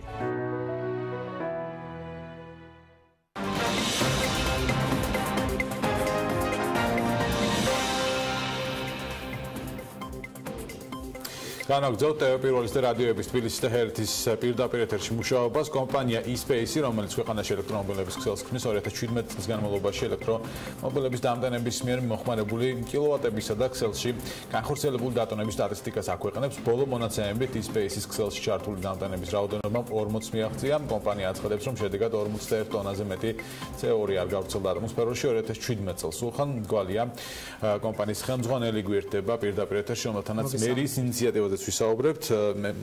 ენერგეტიკის მინისტრი იყო მაშინ კახკალაძე, როცა 5 წლიანი მოღვაწეობა შეაჯამა და ამ ინიციატივაზე ისაუბრა უბრალოდ. ბატონ სულხან, დასაწყისში რომ გითხრათ, რა თქვენი სამუშაო 2017 წელს ითვალისწინებდა 100 ელექტროდამტენის დაყენებას, თუმცა ვერ ავედით ამასამდე გარკვეული ეს თქო მიზეზების გამო. როგორ მიდის ეს პროცესი, ასე თქვა და რამდენად მზარდია ასე მოხმარება სამ სადგურების, რომელიც დაყენდა უკვე თბილისში და რეგიონებში. კარგი ტემპებით მიდის, ასე ვთქვათ, პირველი ეტაპი იყო 100 სადგური, შეიძლება რატომაც გაიგივებული იყო ეს 2017 წელთან მიმართებაში, მაგრამ ნუ პრინციპში ითქვა კიდეც 2017. გინდოდათ მოგესწროთ 2017-ში. მეც გინდა მოვასწროთ, მაგრამ როგორც გვაძლევს საშუალება ლოგისტიკური საკითხები, იმის მიხედვით მივყვებით. დღესაც ახლა დასავლეთ საქართველოში ამ კვირაში 4 სადგური კიდე დაემატება ჩვენ ქსელს. მე სამეს დავაზუსტებთ, მარტო 41 ტონა CO არ არის, იმიტომ რომ ეს არის მხოლოდ იმ სტატისტიკიდან გამომდინარე, რომელიც ჩვენ სადგურებში მოხმარებული ელექტროენერგია რაც იყო გამოხდვისას, თორე მსოფლიო პრაქტიკა არის, რომ 70% ხალხი სახლში ტენის და თუ იგივე არის დაუშვათ რომ გავაკეთოთ იგივე პრინციპით, მაშინ სამჯერმეტი გამოდის ელექტრომანქანების დრო დავაჯამოთ დაახლოებით. აი ავტობანზე რამდენის განთავსებას გეგმავთ? ერთი შარშან გამათავსეთ, გავტესტეთ, შვენივრად მუშაობს, ბევრი რაღაცები გჭირდებოდა იმისთვის, რომ მე თვითონ უფრო მასიურად ნუ მოკლედ ეს ტესტრებები მორჩით და წელს ვფიქრობთ მინიმუმ 4-ის დამატებას ავტობანის ოღონდ ეს იქნება მინიმალური დაფარვა, ერთ-ერთი კითხვა რასაც ელექტრომანქანის მომხმარებელი სვამს ხოლმე თბილისს და ბათუმში ჩავა, ხო? თუმცა ეს ცოტა ისეთი არის, უფრო ემოციური შეკითხვაა, თორე ყოველდღე ახლა თბილისს ბათუმში ადამიანი არ დადის. მაგრამ ჩავა, მოდით. ანუ წელს ჩავა. გააჩნია მანქანა წელს სხვასაც შეუძლია ჩავიდროს. ხო, ის მანქანები ცოტა ძლიერი ის ასე რომ კარგი იქნება თუ ყველას ეგეთი მანქანა იყო.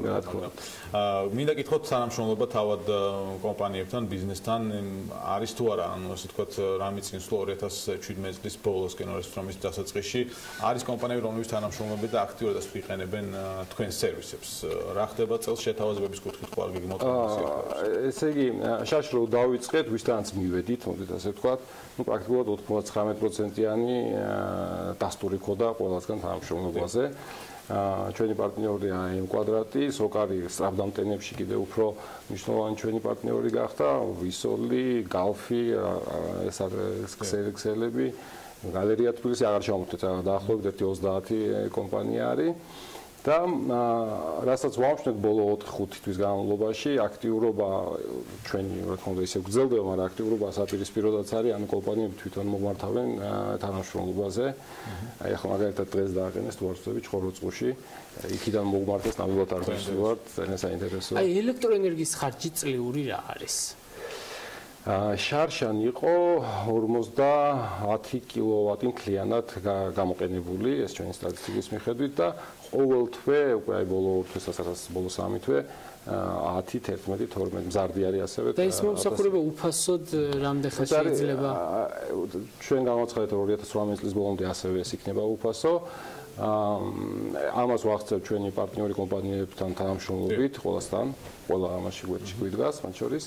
და ნუ შევხედავთ მანქანების რაოდენობა როგორ გაიზრდება და ძირითადად მაინც ამის ეს ქმნის პროფსიქოლოგიური ბარიერის მოხსნის მომენტს რომ არის იქ უფასო ყემოს და დატენვა შეგვიძლია.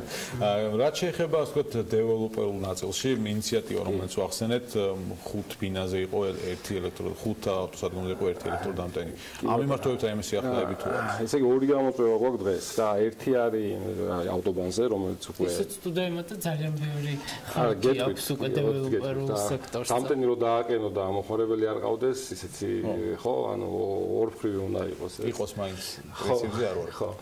და ერთი გამოწვევა არის ავტობანზე, ანუ რო მთლიანად დავქსელოთ.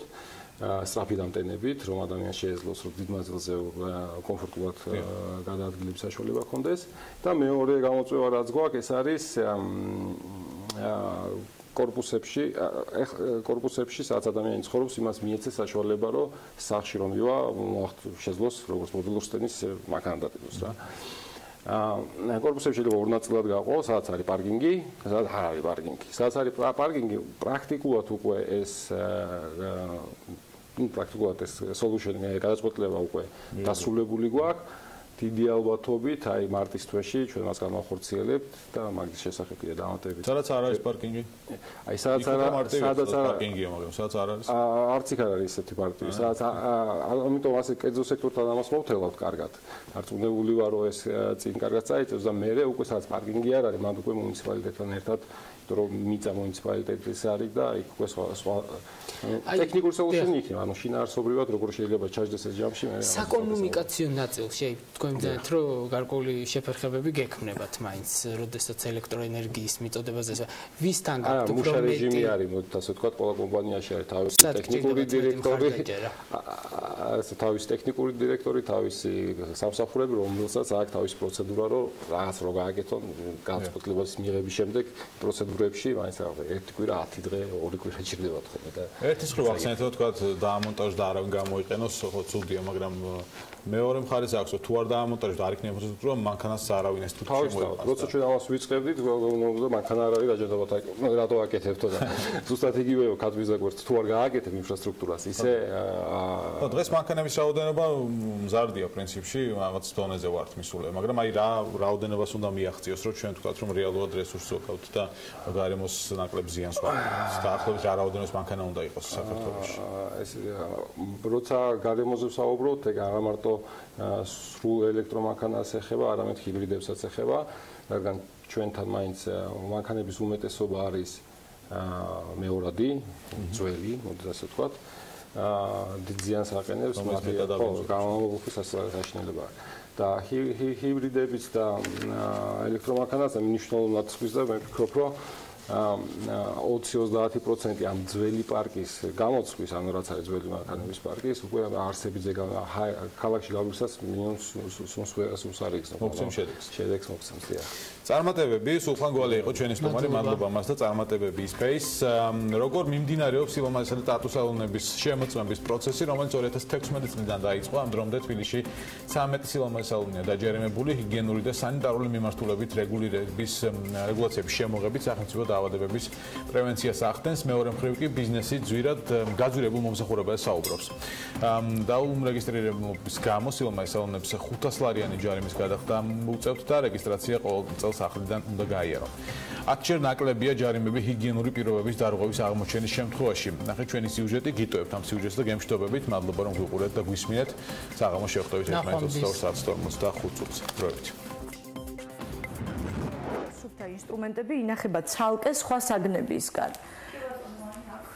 სად გაქვთ აბა მაჩვენეთ? ეს თბილისში მდებარე ერთ-ერთი სილამაზის სალონია. დედაქალაქის მერიის გადამდებთ დაავადებათა კონტროლის ცენტრი სილამაზისა და ტატუს სალონებს უკვე მესამე წელია ამოწმებს.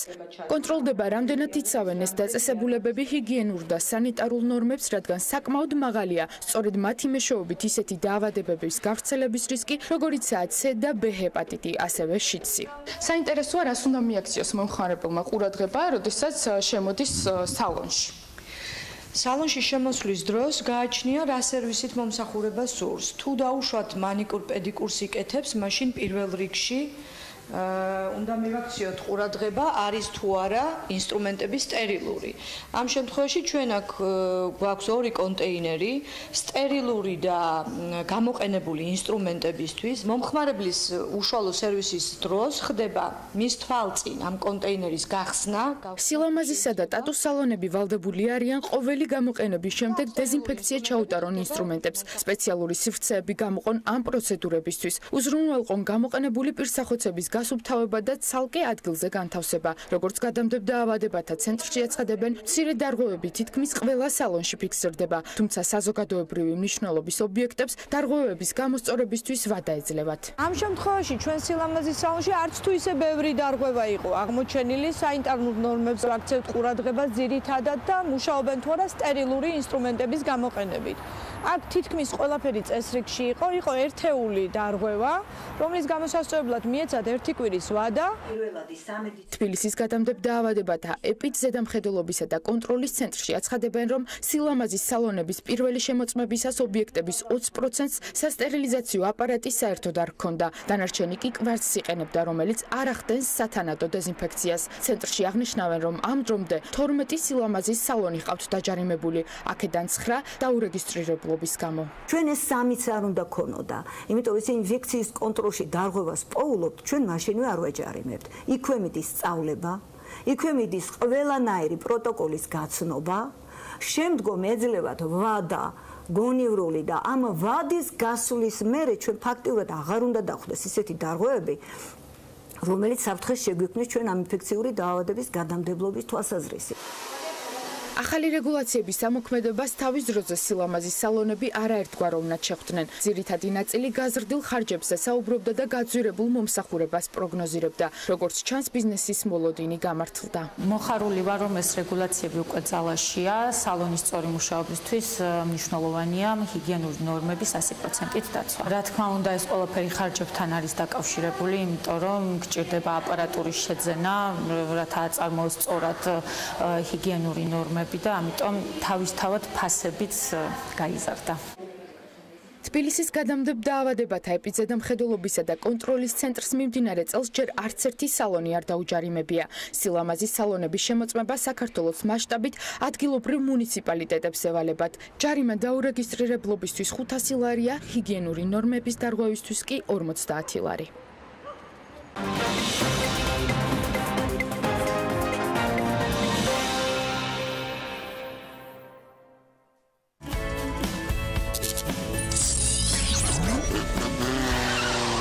გადაცემის სპონსორია ფრეგო. გონივრული გადაწყვეტილება თქვენი ავტომობილისთვის. გადაცემის სპონსორია როსალი.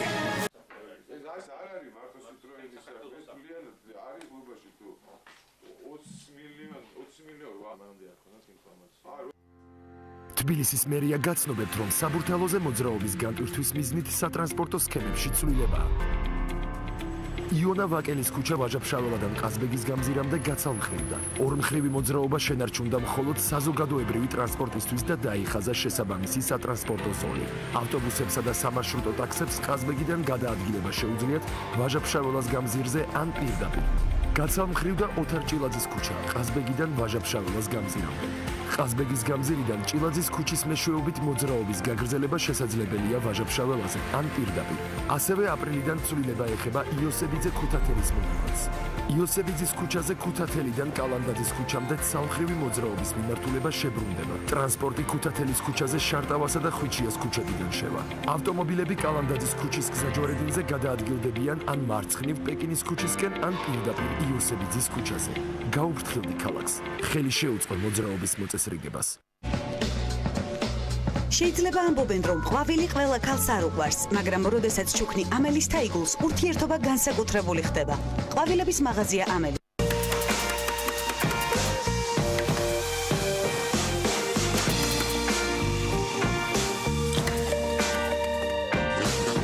ხარისხით ვზრუნავთ თქვენს ავტომობილზე. ფრეგო, გონივრული გადაწყვეტილება.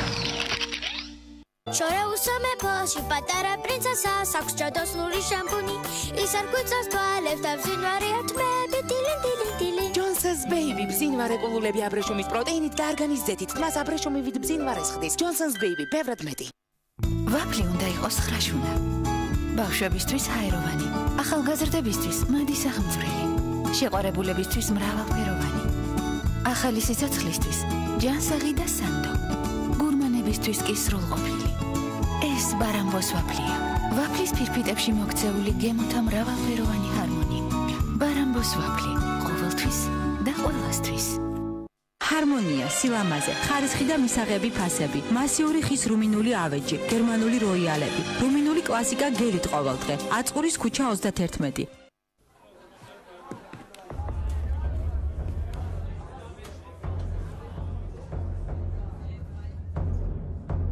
Greatest stories have stormy beginnings. Every new land is a challenge to bring something which is your very own and to make everyone praise it.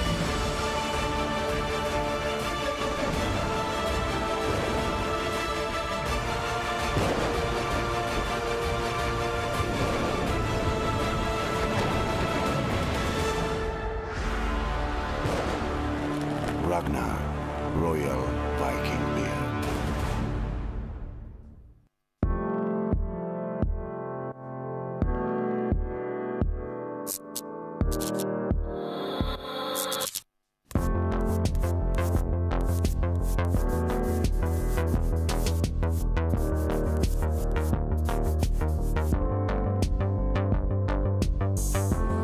Sokarnano. Მრთხილდება ძრავს. ეს არის თბილისის ერთ-ერთი უძველესი უბანი, რომელსაც აქვს თავისი უნიკალური სტილი, არქიტექტურა, ცხოვრების რიტმი, ისტორია, ხალხი, რომელსაც უყვარს ეს ადგილი. ჩვენ ვქმნით ქალაქის ახალ იერს და ჩვენთვის მნიშვნელოვანია ხალხი, რომელიც ცხოვრობს აქ. სწორედ ამიტომ პროექტის დაგეგმვამდე შევისწავლეთ უბნის არქიტექტურული თავისებურებები. შევიმუშავეთ პროექტი, რომელიც ორგანულად ჩაჯდება ძველი უბნის თანამედროვე ცხოვრების სტილში. წინამძღვრიშვილის 125. სახლი თბილისის შუაგულში.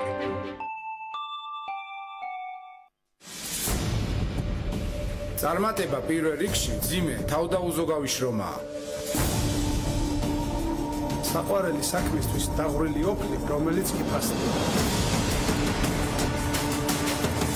წარმატება კეთილდღეობის საჭიროებაა.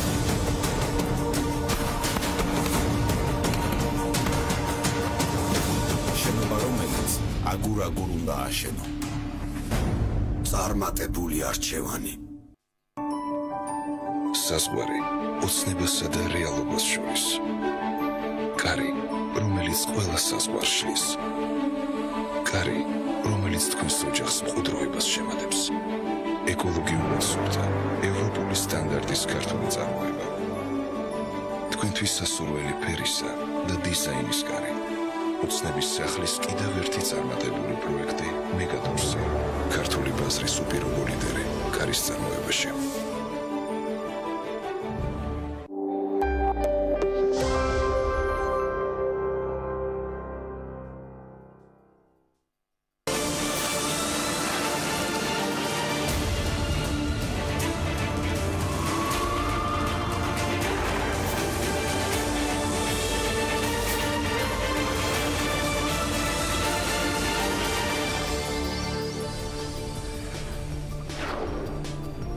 გამარჯობა, ეთერშია დღის ამბები 4-ზე, მე ნინო ჟიჟილაშვილი ვარ. ოპოზიცია პრემიერ-მინისტრის წინააღმდეგ ერთიანდება 12 პოლიტიკური პარტია ხელსერთობლივ განცხადებას აწერს. ავტორები მიიჩნევენ, რომ გიორგი კვირიკაშვილის მიერ რუსეთის უმაღლეს ხელისუფლებისთვის გაგზავნილი წერილი და ბოლო დროს განვითარებული მოვლენები განსაკუთრებულ საფრთხეს უქმნის საქართველოს საგარეო პოლიტიკას.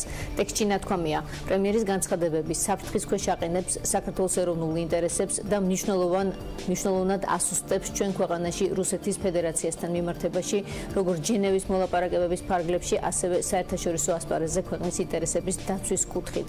ეს განცხადება არის ქართული ოცნების და ქვეყნის არაფორმალური მმართველის ბიძინა ივანიშვილის საზიანო საგარეო პოლიტიკის მორიგი გამოვლინება. ეს გახლავთ ფრაგმენტი ოპოზიციის განცხადებიდან.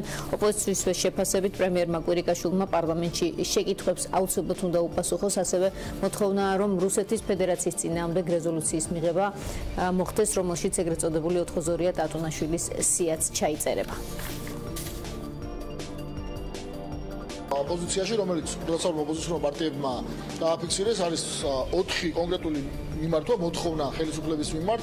პირველი ეხება სპეციალური ფორმატის შექმნას, რომელშიც მიიღებს მონაწილეობას ყველა ოპოზიციური პარტია სადაც ჟენევის მოლაპარაკების ყოველი რაუნდის წინ და შემდეგ თავრობას ექნება საშუალება რომ მოახსენოს თავისი პოზიცია. ჩვენ მოვითხოვთ რომ მარტის თვეში პრემიერ-მინისტრი მოვიდეს პარლამენტში და საგარეო პოლიტიკაზე, მათ შორის ამ განცხადებაზე ისაუბროს პარლამენტის წინაშე. ჩვენ ვითხოვთ რომ თხოზორია დატუნაშვილის სია იყოს მიღებული საქართველოს პარლამენტის მიერ და გახდეს რეზოლუციის სერიოზული ნაწილი და ბოლოს ჩვენ მოუწოდებთ მთავრობას რომ მათ გააძლიერონ უსაფრთხოების სამსახურების ყოფნა ოკუპაციის ხაზთან. პროდესალური პარტიები თანხმდებით რომ პრემიერის ბოლო განცხადება იყო სახიფათო ქვეყნისთვის და ძალიან მნიშვნელოვანია ის რომ მთელი პროდესალური ოპოზიცია საპარლამენტო არასაპარლამენტო ერთიანდება იმ პოზიციაზე რომ ამ განცხადებაზე ქონდეს ძალიან მწვავე რეაქცია. ეს ნიშნავს რომ ეს პროცესი გაგრძელდება და ბუნებრივია რა თქმა უნდა ამას შედეგები მოყვება.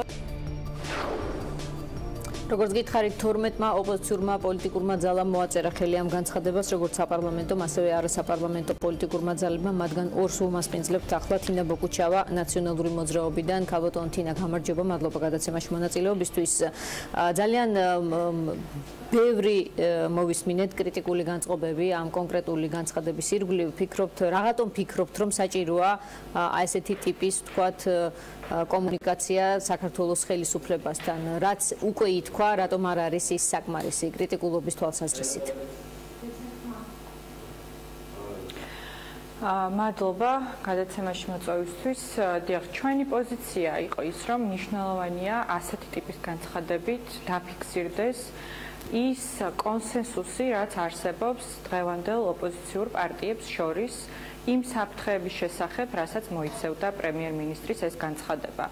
თქვენ სწორად აღნიშნეთ, რომ დიახ, ცალკეულმა ოპოზიციურმა პარტიებმა ნამდვილად დააფიქსირეს თავიანთი აღშფოთება ამ განცხადებასთან დაკავშირებით, მეცაც ვიტყვი, მაგალითად, ერთიანმა ნაციონალურმა მოძრაობამ, ისევ როგორც სხვა პარტიებმა მოითხოვეს პრემიერ-მინისტრის გადადგომაც კი ასეთი ტიპის განცხადების შემდეგ, თუმცა მნიშვნელოვნად მიგვაჩნდა, რომ ერთობლივი განცხადების სახით ჩვენ დაგვეფიქსირებინა ის სრული ერთიანობა და კონსენსუსი, რაც არსებობს ოპოზიციურ სპექტრში. სამწუხაროდ ბიძინა ივანიშვილს ასეთი ერთობის და ასეთი ერთიანობის ფას ძალიან უფრთხის და ეშინია და ეს მაგალითად აჩვენა იმან თუ როგორ იქცეოდა ქართული ოცნება რუსთავი ერთან დაკავშირებით, ასევე იყო ასეთი ტიპის ერთობა, თუ როგორ იქცეოდა ქართული ოცნება საკონსტიტუციო განხილვების დროს, სადაც ასევე იყო ასეთი ერთობა, მაგრამ ამან არ უნდა შეგვიშვალოს ჩვენ ხელი, რომ ვითანამშრომლოთ ისეთ მნიშვნელოვან საკითხებზე, როგორც არის ჩვენი ქვეყნის ფუნდამენტური ინტერესები, ჩვენი ქვეყნის დეოკუპაცია და ჩვენი ქვეყნის სუვერენიტეტი, რადგან კვირიკაშვილის ამ განცხადებამ, რომელიც სამწუხაროდ ნამდვილად არ იყო თვითნებობა, იმიტომ რომ ზოგი ამბობდა იმასაც, რომ შეიძლება ყოფილიყო კვირიკაშვილის შეცდომა, მე ამას ვერ შევაფასებ ნამდვილად კვირიკაშვილის შეცდომად, ეს იყო ძალიან ლოგიკური და წყობრი გაგრძელება იმ საზიანო პოლიტიკისა, რასაც ბიძინა ივანიშვილის ხელისუფლება ატარებს, თუნდაც როდესაც ივანიშვილი საუბრობდა იმაზე, რომ უნდა მიუბაძოთ სომხეთს საგარეო პოლიტიკური კურსის მიმართულებით, რომლის გეგმებშიც ნამდვილად არ შედის ევროატლანტიკურ სტრუქტურებში გაერთიანება, როდესაც ბიძინა ივანიშვილი საუბრობდა იმაზე, რომ საგარეო საქმეთა სამინისტრომ უნდა შეწყვიტოს დეოკუპაციაზე მუშაობა, როდესაც ბიძინა ივანიშვილი საუბრობდა იმაზე, რომ დასავლეთსა და რუსეთს შორის განხეთქილების ვაშლი აღარ უნდა იყოს საქართველოს და ზოგადად რომ უნდა მოიხსნას საქართველოს საერთაშორისო თვისწესრიგიდან. ეს განცხადება არის ძალიან ლოგიკური გამოძახილი ამ გზავნილებისა და ამ პოლიტიკისა, რომელსაც ქართული ოცნების ხელისუფლება უკვე მრავალი წელია ახორციელებს. ვიდრე პარლამენტი მსჯელობს რეზოლუციის ერთობლივ ტექსტზე და იქ მოხდება თუ არა იმაზე, მოხდება თუ არა იქ ოთხოზორია დატუნაშვილის სიაზე, თქვათ ეს ჩანაწერი, მანამდე გლობალურად კონტექსტი გაფართოვდა, ჩვენ ხედავთ რუსეთის მიმართ სანქციებს, უბრალოდ ბრიტანეთის ქცევას, რუსეთის მიმართ დიპლომატიური ურთიერთობის წყვეტას, ბრიტანეთის მიმართ გამოთქმულ მხარდაჭერას, გაფართოვდება თუ არა ამ რეზოლუციის კონტექსტიც, ფიქრობთ თუ არა, რომ მხოლოდ უკვე დატუნაშვილის თემით არ უნდა შემოიფარგლოს ეს რეზოლუცია და ხელისუფლებამ საკანონმდებლომ უფრო აქტიური ჩართულობა უნდა აჩვენოს პროცესებში?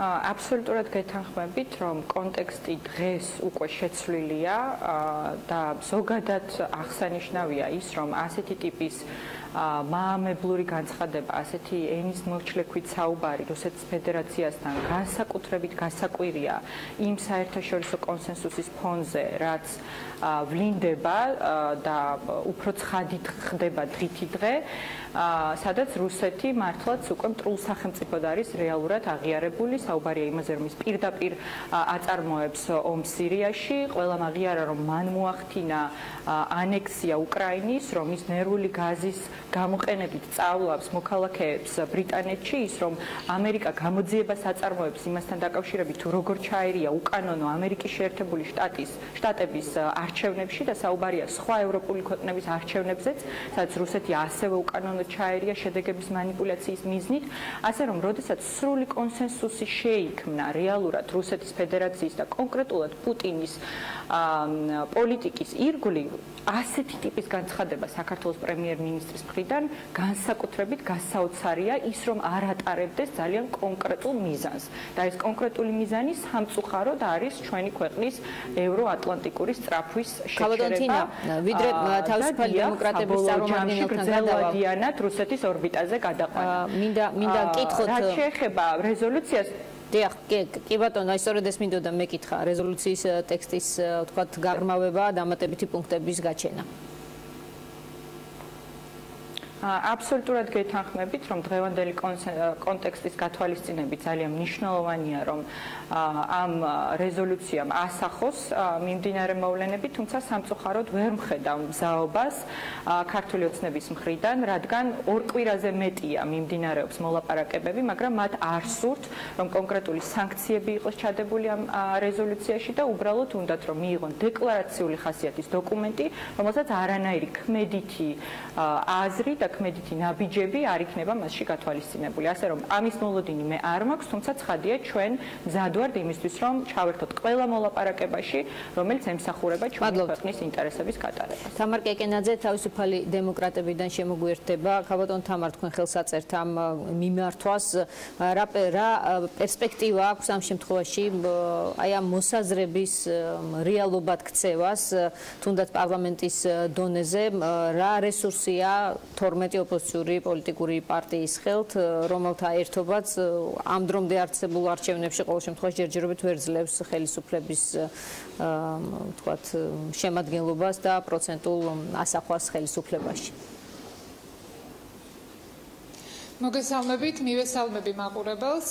რეალურად, როდესაც დღეს ხელისუფლება და ქართული ოცნება ბიძინა ივანიშვილის მეშვეობით აკონტროლებს ყველაფერს და მას აქვს საკონსტიტუციო უმრავლესობა, რა თქმა უნდა, ერთი შეხვედრით ჩნდება იმის განცდა, რომ საერთოდ არაფერს აღარ აქვს აზრი და მათ მიერ შემოთავაზებული დღის წესრიგი, როგორც საგარეო პოლიტიკის მიმართულებით, ისევე საშინაო კუთხით უნდა მივიღოთ ისე, როგორც გვაწვდიან და საერთოდ პროტესტს არ აქვს აზრი, ეს არის ის ნარატივი, რა ნარატივის დამკვიდრებასაც ქართული ოცნება ცდილობს, სწორედ აი ამას ვეწინააღმდეგებით ჩვენ ამ განცხადებითაც, ანუ ჩვენ გვინდა საზოგადოებას კიდევ ერთხელ დავანახოთ ის ერთიანობა, რაც არსებობს პროდასავლურ ოპოზიციურ სპექტრში, განსაკუთრებით საგარეო პოლიტიკასთან მიმართებაში და დეოკუპაციასთან მიმართებაში, მიუხედავად იმ აზრთა სხვადასხვაობისა, რაც ჩვენ რა თქმა უნდა გვაქვს ყველა ოპოზიციურ პარტიას სხვადასხვა საკითხებზე, ეს არის კიდევ ერთი დადასტურება იმისა, რომ დეოკუპაცია და საქართველოს ინტეგრაცია ნატოში და ევროკავშირში არის ის სასიცოცხლო გამოსავალი, თუ ჩვენ გვინდა და გვინდა რომ ჩვენმა შვილებმა იცხოვრონ ერთხელ და სამუდამოდ დამოუკიდებელ და თავისუფალ ქვეყანაში. რაც შეეხება ოპოზიციის ხელთ არსებულ ბერკეტებს, რაზეც მე ვიკითხე, როგორ ფიქრობთ, შეგიძლიათ თუ არა რეალური გავლენის მოხდენა ხელისუფლებაზე და თუნდაც იმაზე, რომ ერთ კონკრეტულ რეზოლუციაში იყოს ასახული ის პრინციპები მაქსიმალურად, რაც თქვენ და დანარჩენ 11 პოლიტიკურ ზალას მიაჩნია აუცილებლად.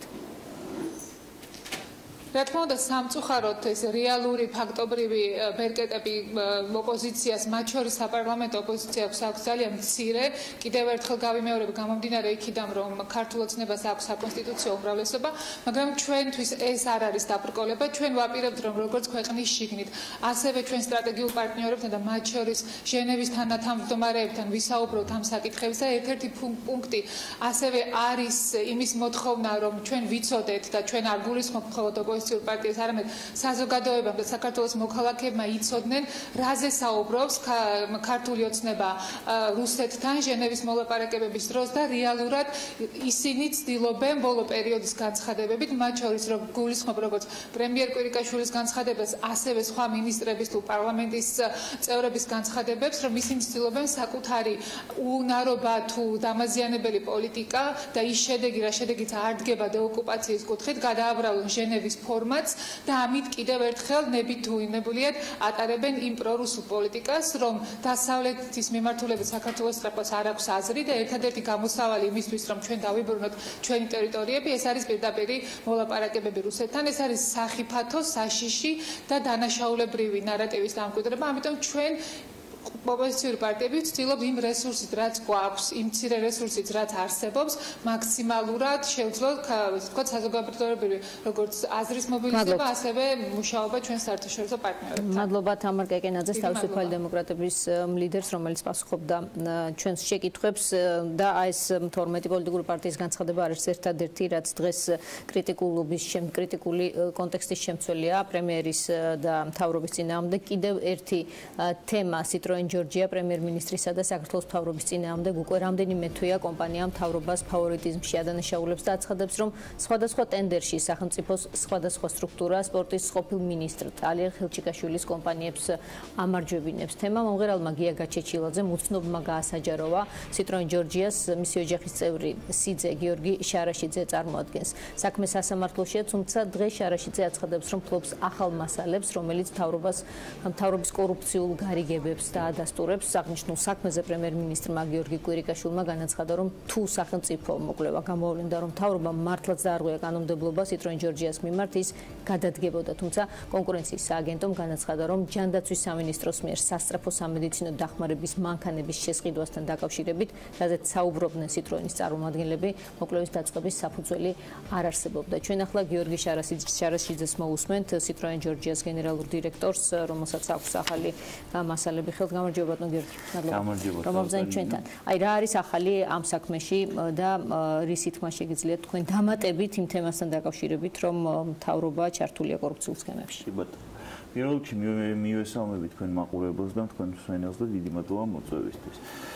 ეხლა რა მინდა ვთქვა და რაზე მინდა ვისაუბრო, სანამ აი ამას გავასაჯარებ და გეტყვით. ანუ მეოთხე თვე არის გასული იმ განცხადების, ცნობილი განცხადების შემდეგ, რაც ბატონო პრემიერმა ჩვენ ასე ვთქვათ დოკუმენტებს და ჩვენ საჩივარს უწოდა ბოდვა და თქვა, რომ ეს არის აბსურდი, მან შეისწავლა ეს ყველაფერი და ეს არ შეისწავლა სიმართლეს. ის რომ ეს არ არის ბოდვა, ხო, ეს უკვე დამტკიცდა სახელმწიფო აუდიტის მიერ, რომელმაც პირდაპირ თქვა, რომ ტენდერებში არის გარიგებები, არის პრობლემები კონკურენციასთან დაკავშირებით. არა, იცით როგორ ზოგადად კითხვა, მაგრამ იმ ტენდერებში, რომელიც კონკურენციად ჩატარებულია, ყველა ტენდერშია პრობლემა. ჩვენ ზუსტად მაგას ვიძახით, რომ კონკურენციად ტარდება ტენდერები და ანუ ზოგადად ამის თემის გარშემო ჩვენ ჩავაყენეთ საქმის კურსში ბიზნეს ომბუდსმენი. ჩავაყენეთ საქმის კურსში ყველა ის არასამთავრობო ორგანიზაცია, რომელსაც აინტერესებდა და ყველა ერთხმად თანხმდება იმაზე, რომ ეს არის სერიოზული პრობლემა და ამის უკან დგას სერიოზული გარიგებები. ჩვენ არ ვითხოვდით არანაირ პოლიტიკურ, ასეთ ჩვენ არც პოლიტიკური პარტია ვართ და არც რაღაც პოლიტიკური ამბიციები გვაკავშირებთ. ჩვენ უბრალოდ მოქალაქეები, რომლებსაც ჰქონდა ბიზნესი და რომლებსაც შეგვეხნენ და გადავწყვიტეთ, რომ სამართლებრივ ჭრილში, რომელიც მე მგონია, რომ ერთადერთი სწორი გზა არის დღეს ქვეყანაში, რომ სამართლებრივად მიაღწიო და დაამტკიცა შენი სიმართლე. აი ზუსტად შეგეხნიერათ თვალსაზრისით, იმით რომ თქვენ არ რომლებსაც შეგვეხნენ, ზეწოლა კი არ იყო, უბრალოდ თქვენ ვერ გახვედით კონკრეტულ ტენდერში და ვერ მოიპოვეთ თქვა გამარჯვება კონკრეტულ საკითხებში, თუ რამე სხვასაც ჰქონდა ადგილი. არა, ბევრ სხვა რამეს ჰქონდა, მე პირდაპირ გეტყვით. პრემიერის განცხადების შემდეგ, რომ ის გადადგება და ეს არის აბსურდი და მან უკვე შეისწავლა ხო ეს საკითხი. ჯერ ეს თეორიაში გამორიცხულია ვერ შეისწავლიდა ის, იმიტომ რომ ის ესეთ კომპეტენციას არ ფლობს. მეორე რატო არის აბსურდული ეს განცხადება, იმიტომ რომ და ნაადრევი მე ესე დავარქმევდი, იმიტომ რომ ჩვენ პირველი რაც გავაკეთეთ და შევიტანეთ ეს ყველაფერი შესყიდვების სააგენტოს დავების საბჭოში, რომელიც ექვემდებარება უშუალოდ პრემიერს. და პრემიერის დაქვემდებარებაში ყოფს შესყიდვების სააგენტოს დავების საბჭომ ორჯერ დააკმაყოფილა ჩვენი საჩივარის ნაწილობრივ. ანუ ეს პირდაპირ სიგნალია იმისი, რომ იქ ყველაფერი წესრიგში არ იყო, ხო მართალი ვარ, არა? თუმცა რაზე დაყრდნობით გააკეთა ეს პრემიერმა ეს განცხადება, რომ მან შეისწავლა და მან ეს ყველაფერი უკვე იცის და ეს არის აბსურდი, იმ დროს, როცა სასამართლო მიდიოდა და იყო მეორე მოსმენა, როცა პრემიერი ამ განცხადებას აკეთებდა და გვირჩია, რომ სასამართლოში წავსულიყავით, სასამართლოში უკვე მეორე მოსმენა მიმდინარეობდა. ანუ სასამართლოს ძალა დაეკარგა, ხო მართალი ვარ, თუ ანუ აბსურდია და თუ შესწავლილი აქვს და თუ იცის ყველაფერი, ესე იგი, ნუ გამოიტანა განაჩენი. ეკრნებოდა კონკურენციის სააგენტოს გადაწყვეტილებას, რომელმაც თქვა, რომ არ არსებობს საფუძველი. მოდით მივყვეთ რა, კონკურენციის სააგენტომ გამოიტანა იმის მერე გადაწყვეტილება. ნუ რა ქონდა პრემიერს ხელთ თქვენ არიცით. არ მე რაზე დაყრდნობით შეიძლება მას რომ მოეკითხა უბრალოდ, ხო, შესყიდვების სააგენტოში, მე მგონია რომ ამ განცხადებას არ გააკეთებდა. ანუ გიორგი, davida 8 დაკმაყოფილებული იყო. თქვენ ამბობთ რომ პრემიერი ჩართულია პროცესში, ამის თქმა გნებავთ, თუ ის ცდილობს რომ გაამართლოს კონკრეტული სიტუაცია ამ თავისი განცხადებებით და უშუალო ჩართულობა მისი, რაზეც თქვენ გაქვთ ეჭვი, იმაში არ არის. მოდით მე ესე გეტყვით, მე ვამბობ იმას, რაც არის ფაქტები. მე არ მინდა შევიდე, ასე ვთქვათ, კარგად დავიდეს ეს ყველაფერი ჭორაობაში. მე ფაქტებით მივხვდი. მაშინ მივყვეთ ფაქტებს, რა გაქვთ ახალი? ანუ რეალურად ჩვენ იმის მერე რაც ამ ყველაფერს დაერქვა ბოდვა, ხო და არასწორად მიმაჩნია რომ ეს შეფასება იყო, რა შედეგები მოყვა ამას. პირველი რომ დაიწყო ჩემ წინააღმდეგ 9-დან 11 წლამდე გამოძიება ჩემს წინააღმდეგ პირადად, რომ თითქოს მე 6 თვის წინ ეკონომიკის სამინისტროს გადავაბარე მიწა და ამ მიწის, ასე ვთქვათ, შენობები გაქრა 6 თვის თავზე და 6 თვის თავზე გაახსენა ეს ეკონომიკის სამინისტროს ზუსტად იმ დროს, რაც პრემიერი გამოვიდა და თქვა, რომ გადავდგები თუ ეს მართალი არ იქნება, ეს პირველი. მეორე ამ ყველაფერს მოყვა საფრანგეთის. ეს სხვა საქმეა.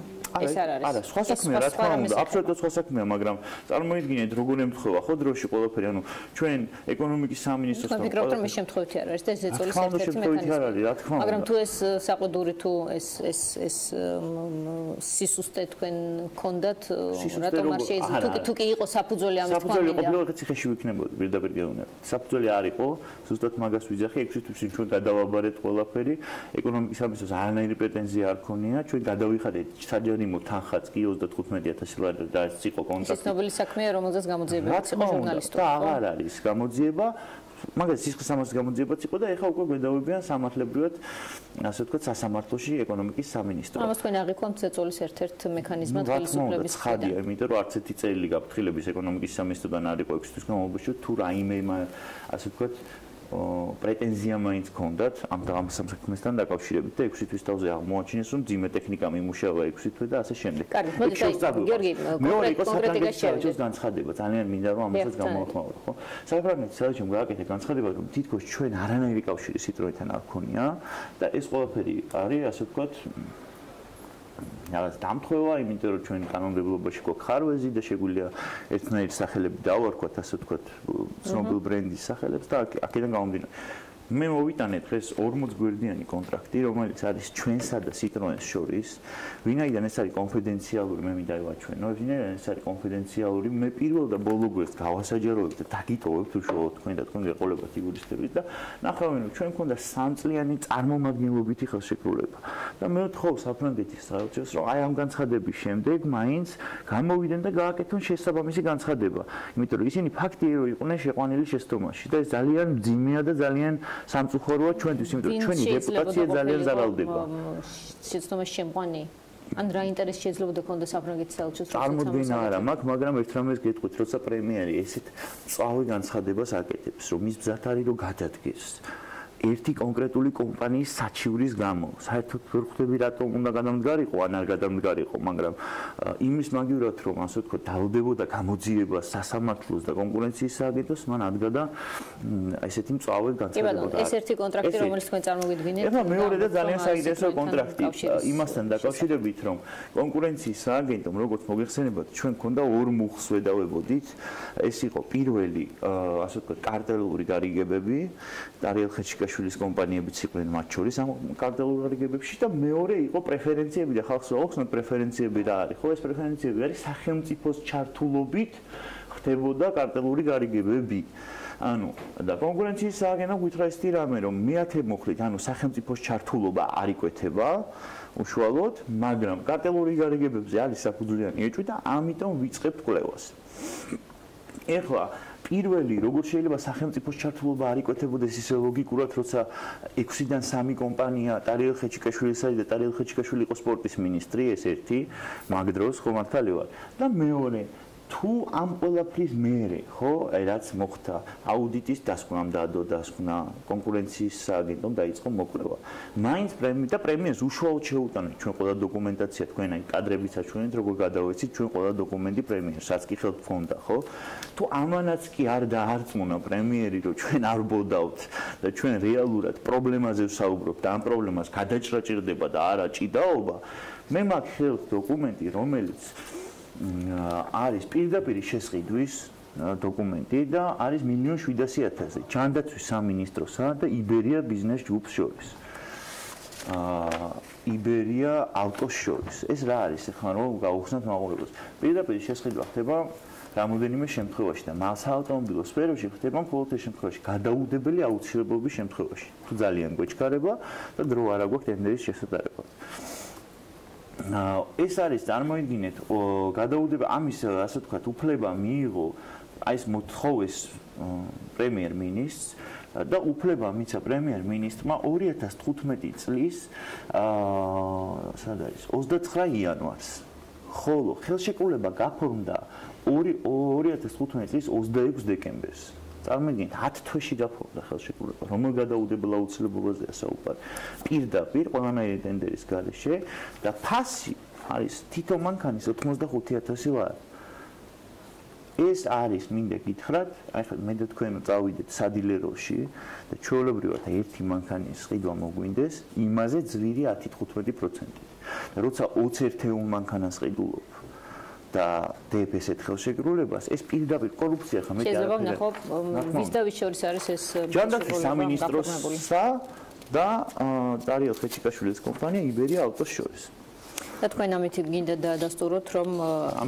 თქვენი ჩივილი რომ ეს არის კორუფციული გარიგებები ხელისუფლების ყოფილ წარმომადგენლებსა და თქვათ კონკრეტულ კომპანიებს შორის ინტერესებზე გავლით ეს გინდათ რომ თქვათ რომ ეს არის მე ანუ ამას კონტრაქტს ეს არის კონტრაქტი ხელმოწერილი ბეჭედი დარწმული მე ამას ასე ვთქვათ ეს არის ჩემი ასე ვთქვათ რაღაცა იდეა ან აზრი ან რაღაცა ვიღაცამ ჭორი მომიტანა და მე ამას თქვენ გიყვებით მე მომიტანე დოკუმენტი რომელიც არის პირდაპირ შესყიდვით ასე ვთქვათ მოპოვებული რომელიც გადაუდებული აუცილებლობით შედგა თითქოს და 10 თვეში გაფორმდა ხელშეკრულება და 4 თვე მიეცა 2016 წლის 31 მარტამდე ქონდა მიწოდების უფლება. გიორგი, გასაგებია, ყოველთვის პირდაპირ შესყიდვები ყოველთვის დამატებით კითხვებს. არა, ეს დამატებით შესაძლებელი არ დაგეთანხმოთ ვინ, მაგრამ მე მაინტერესებს აი თქვენთვის თქვენ ახლა რისი თქმა გნებავთ გარდა იმისა რომ აი თქვათ ხეჩიკაშვილის კომპანიისთვის რაღაც პრიორიტეტის მიცემას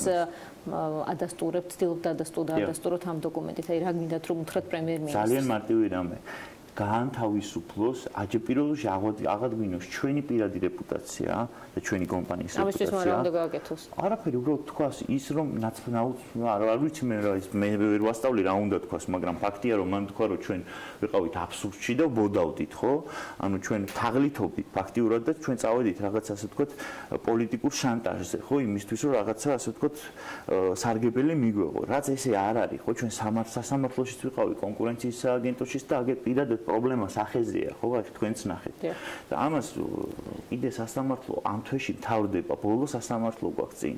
და როცა მოსამართლე მიცის და კონკურენციის სააგენტოს თავმჯდომარემ ის რომ მისი გადაწყვეტილებით შეიძლება პრემიერი ან გადადგეს, ან მსგავსი რამ მოხდეს დამერწმუნეთ ჩვენ არ ვართ ისე ძლიერ ასე ვთქვათ მდგომარეობაში რომ და ისეთი ჯანსაღი სამწუხაროდ ვერ არის დღეს ასე ვთქვათ ვერც სასამართლო და ვერც კონკურენციის სააგენტო როგორიც გვინდა ხო რომ ყველაფრისგან თავისუფალი იყოს და რაც უნდა ჯანსაღი იყოს მით უმეტეს ძალიან დიდი ზეწოლა მაინც თქვენ შიშობთ რომ პრემიერის ამ განცხადების შემდეგ სასამართლო ვერ იქნება ობიექტური რა თქმა უნდა ჩვენ გვინდა არა ამას აბსოლუტური ასე ვთქვათ თანხმობას ვერ მოგცემთ ახლა იმედს მაინც ვიტოვებთ მაგრამ ჩვენ გვინდა ერთი რამე რომ გაანთავისუფლოს ჩვენი კომპანია და ჩვენი დავა პოლიტიკური ზეწოლისგან და ჩვენ საერთოდ არანაირად არ გვაინტერესებდა და არ გვინდოდა პოლიტიკაში შესვლა, ხო? და ეს პოლიტიკური განცხადებები, რომ გადავდგები, ეს არის რაღაცა ბოდვა, ხო, ნაუცბადები განცხადებები იყო, ანუ მაშინ სასამართლოს საერთოდ რაღაც საჭიროა თუ პრემიერს შეუძლია სასამართლოში ყოფნის დროს გააკეთოს განცხადება დროზე ადრე, რომ მან გამოიძია შეისწავლა და დავა მიდის თან ჯანდაცვის სამინისტროს და ჩვენ შორის, ხო? ზუსტად იმაზე, რაც პრემიერი იძახის, რომ არაფერი მან მსგავსი არ ყოფილა და მე ამას მოვითხო როგორც ჩვეულებრივი მოქალაქე ერთ-ერთი ამ ქვეყნის, ხო, რომ ძალიან ვთხოვ, რომ გამოვიდეს და გაგვანთავისუფლოს ამ პოლიტიკური ზეწოლისგან და წნეხისგან. როგორ იზავს ამას მე ხა ამას პრემიერს ვერ ურჩევ, ნამდვილად პრემიერს უამრავი მრჩეველი ყავს და თვითონაც ის და კიდე ერთი რამე, მე მგონი დიდ სულოვნებაა, ხო, როცა რაღაცა ნაუცბადები შესაძლებლობა რეზიუმესი, რაც დაგჭირთ სათქმელი რომ თქვათ. მე პირველი იმას ვიტყოდი, რომ მე მგონი დიდ სულოვნებაა, როცა რაღაცა ნაუცბადები განცხადებას გააკეთებ, ან რაღაც შეცდომა მოხდება და ამითი ხედავ, რომ ზიანდება კონკრეტული ჯგუფი, კონკრეტული ბიზნესი, ხო, კონკრეტული მოქალაქე შენი ნაუცბადები განცხადებით, მე მგონი ეს დიდ სულოვნებაა ამის აღიარება და თქვა, რომ ეს არ იყო და ეს იყო ის და ეს არ არის სირცხვილი და ეს არ არის ასე ვთქვათ რაღაცა. უკვე პრემიერისგან თქვენ გაქვთ იმედი, რომ მიიღებთ ამ ტიპის მხარდაჭერას. მხარდაჭერა ეს არ არის. ეს არის იტყვის, რომ ის შეცდა პრაქტიკულად გამოდის, რომ თქვენ უკვე არავითარ შემთხვევაში თანაბარ მდგომარეობაში ჩაგაყენებთ თქვენ. თანაბარ მდგომარეობაში ჩვენ ეს არის ჩვენი კონსტიტუციური უფლება, რომ ჩვენ ვიყოთ თანაბარ უფლებებში ჩვენ, ასე ვთქვათ, მეორე მოპასუხე მხარესთან შორის. ეს არის ჩვენი კონსტიტუციური უფლება და ეს კონსტიტუციური უფლება ჩამოგვერთვა და ვითხოვთ ამის აღდგენას. ჩვენ არ ვითხოვთ არანაირ პრივილეგიებს, არანაირ, ასე ვთქვათ, ბონუსებს და ასე შემდეგ რა. ის აღვიდგინოს რისი უფლებაც ჩამოგვართვა და გვაქვს კონსტიტუცია. გიორგი შარაშიძე, Citroen Georgia-ს გენერალური დირექტორი იყო დღის ამბებში სტუმრად. ჩვენ დაუბრუნდებით დღის ერთ-ერთ მთავარ თემას, საპატრიარქოს განცხადებას, ამჯერად უმასპინძლებთ სასულიერო პირს, ასე რომ დაგველოდეთ.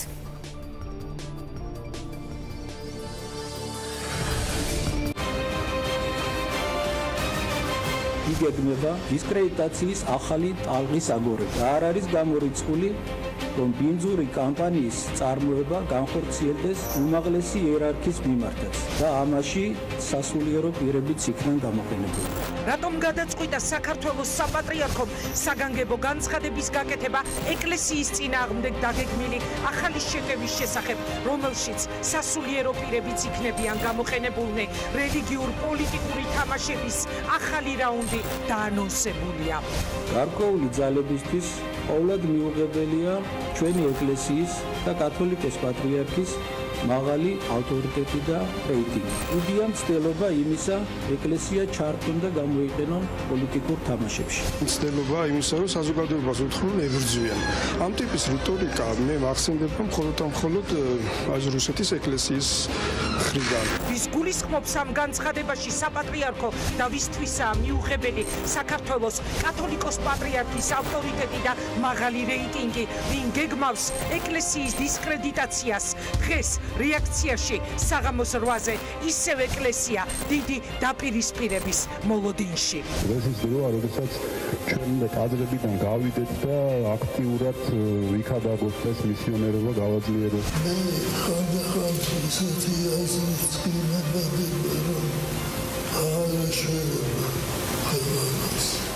ეს გავს დაგორებულს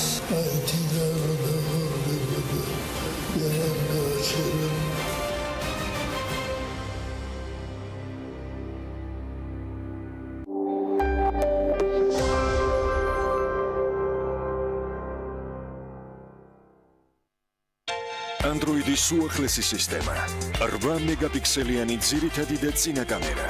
შეიძინე Nokia 3 ონლაინ მაღაზიაში გოლეთიანი წერტილი, მხოლოდ 405 ლარად.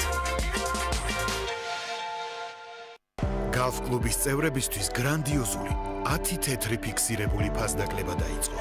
ფასდაკლება მოქმედებს GeForce Super-ზე, GeForce Premium-ზე და GeForce Eurodizal-ზე, ხოლო სხვა ნებისმიერ პროდუქტზე კი 6 თეთრი ფიქსირებული ფასდაკლება ვრცელდება. თუ ჯერ არ ხართ Golf კლუბის წევრი, ბარათის ასაღებად ესტუმრეთ Golf Store-ის ნებისმიერ მაღაზიას ან შეუკვეთეთ ონლაინ. Golf კლუბი. ისარგებლეთ ფასდაკლებით და დააგროვეთ ქულები. BTB ბანკში მომხმარებლისადმი ინდივიდუალური მიდგომა გვაქვს. შესაბამისად, ცესხის პირობები დამოკიდებულია თქვენ საჭიროებასა და სურვილზე, ასაკზე, შემოსავალზე, ცესხის ვადასა და სხვა ფაქტორებზე. როგორი შეიძლება იყოს სამომხმარებლო ცესხის საუკეთესო პირობებით, ისეთი როგორცაც ჩვენთან BTB ბანკში გთავაზობთ. 4 წლის ვადით მხოლოდ 11.99%-ად, წლიური ეფექტური 14.99%-ად. გაითვალისწინეთ, რაც ნაკლებია ცესხის ვადა, მით ნაკლებია პროცენტი. ჩვენთან საპროცენტო განაკვეთი 5.19%-დან იწყება. წლიური ეფექტური კი 11.45-დან. BTB ბანკის სამომხმარებლო ცესხი. ჩვენ 10-დან 8-ს ვეუბნებით დიახ. რთული და დამღლელი დღის შემდეგ მე ვიცი, რომ საღამოს სასიამოვნოდ გავატარებ. მიუხედავად დიდი არჩევანისა, მე მაინც ვახერხებ შევარჩიო ნატურალური და ჯანსაღი რძის პროდუქტები ჩემი ოჯახისთვის. ოჯახი, ეს ბედნიერებაა. ჩემი ოჯახის ბედნიერება კი ქობულეთურის რძის პროდუქტებია. TV პირველის ინტერნეტ პარტნიორია My Video-ი. იხილეთ ყველა ვიდეო My Video-ზე. გრანდიოზული აქცია Digital TV-სგან. მაღალ რეიტინგული არხებით თვეში სულ რაღაც 8 ლარიდან. ჩაერთე Digital TV-ში უფასოდ და უყურე მსოფლიოში საუკეთესო ტელეარხებს მაღალი ხარისხით. დაგვიკავშირდით ნომერზე 032 205 12 12. ინსტალაცია უფასოა. კბილიწილიდე. სანდომი ყველაზე ტკბილი ზღაპარი.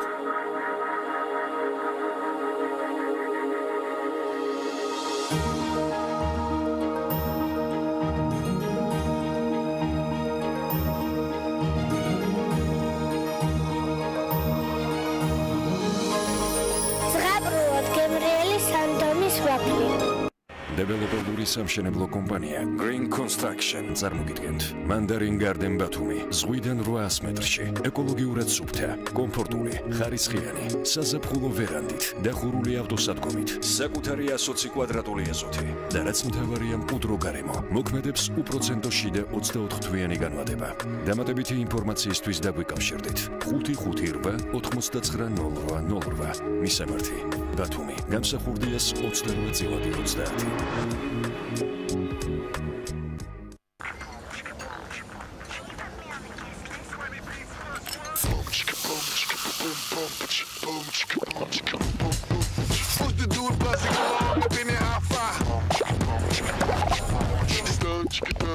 Hey boy, taste the feeling, move boy.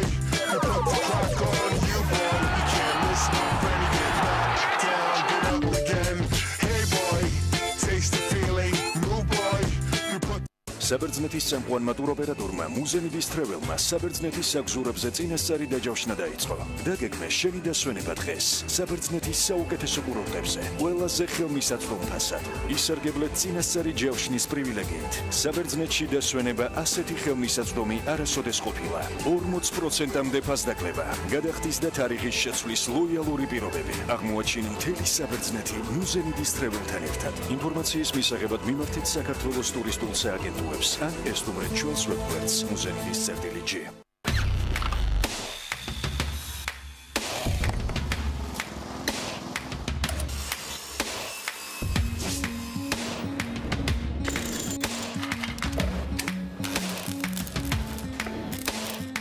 პროფესიონალი სამუშაო ხელსაწყოები. ინკკო, შექმენი სამყარო შენივე ხელით. Hello, what would you like? Espresso. Very smooth. You? Cappuccino. Very hot. You? I'll leave it up to you. გსურთ რაიმე მალის აღმძრელი ყავისთვის? 7 Days-ის mini ბისკვიტი. კაკაოსა და ვანილის შიგთავსით. 7 Days-ის mini კრუასანი და ახლა უკვე 7 Days-ის mini ბისკვიტიც. 7 Days-ის mini კრუასანი და ბისკვიტი. ყავის საუკეთესო მეგობარი.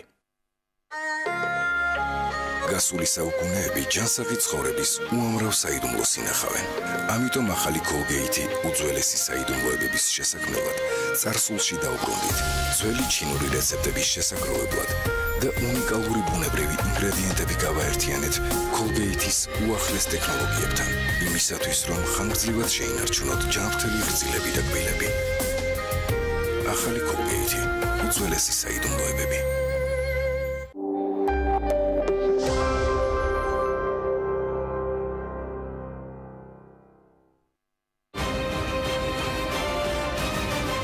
გეგმება დისკრედიტაციის ახალი ტალღის აგორება. არ არის გამორიცხული, რომ ბინძური კამპანიის წარმოება განხორციელდეს უმაღლესი იერარქიის მიმართაც და ამაში სასულიერო პირებიც იქნან გამოყენებული.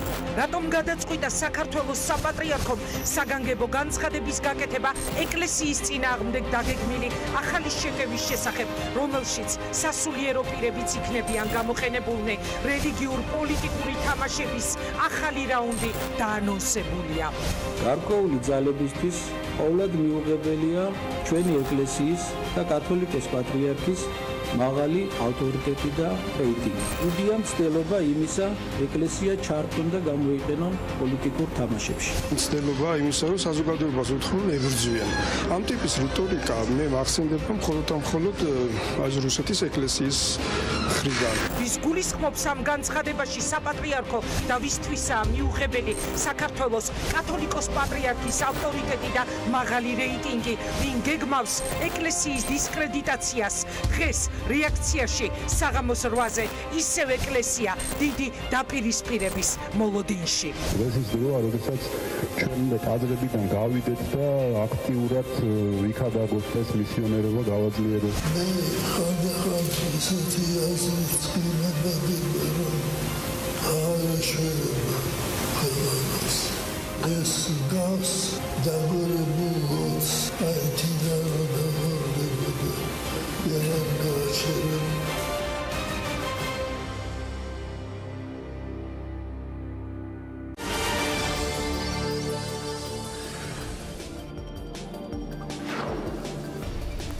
განცხადება, რომლის მიხედვითაც საქართველოს ეკლესიის წინააღმდეგ დისკრედიტაციის ახალი ტალღა იგეგმება და დიდი მცდელობა პოლიტიკურ თამაშებში ეკლესიის ჩართვისა და გამოყენების ეს გახლავთ ჩვენი გადაცემის მეორე ნაწილის მთავარი თემა. ამჯერად სასულიერო პირს მასპინძლობთ დეკანოზი ანდრია ჭღამაიძე კიკეთის ეკლესიის წინამძღვარი ახლა ხაზზე. გამარჯობა მამა ანდრია, მადლობა. სტუმრო ჭღამაიძე, დიახ, უკაცრავად თუ რამე შემეშალა. მამა ანდრია, მოგესალმებით, მადლობა რომ იპოვეთ დრო ჩვენთვის. მაინტერესებს თქვენ როგორ გაიგეთ საპატრიარქოს განცხადება? აი რა კონკრეტიკის შემცველია ის მრევლისთვის? ცითრა, ჩვენი მოსახლეობისათვის უკვე ჩვეული გახდა საპატრიარქოს თემების წინ წამოწევა და რაღაცა ინტენსიური ინტერპრეტაციები საპატრიარქოს ირგვლივ მომხდარ ამბებზე. ძალიან ხშირად არის აცდენილი რეალობას და მუდმივად არის ცდელობა, რომ რაღაცა მიეცეს ამას არასწორი მიმართულება და არასწორი ინტერპრეტაცია.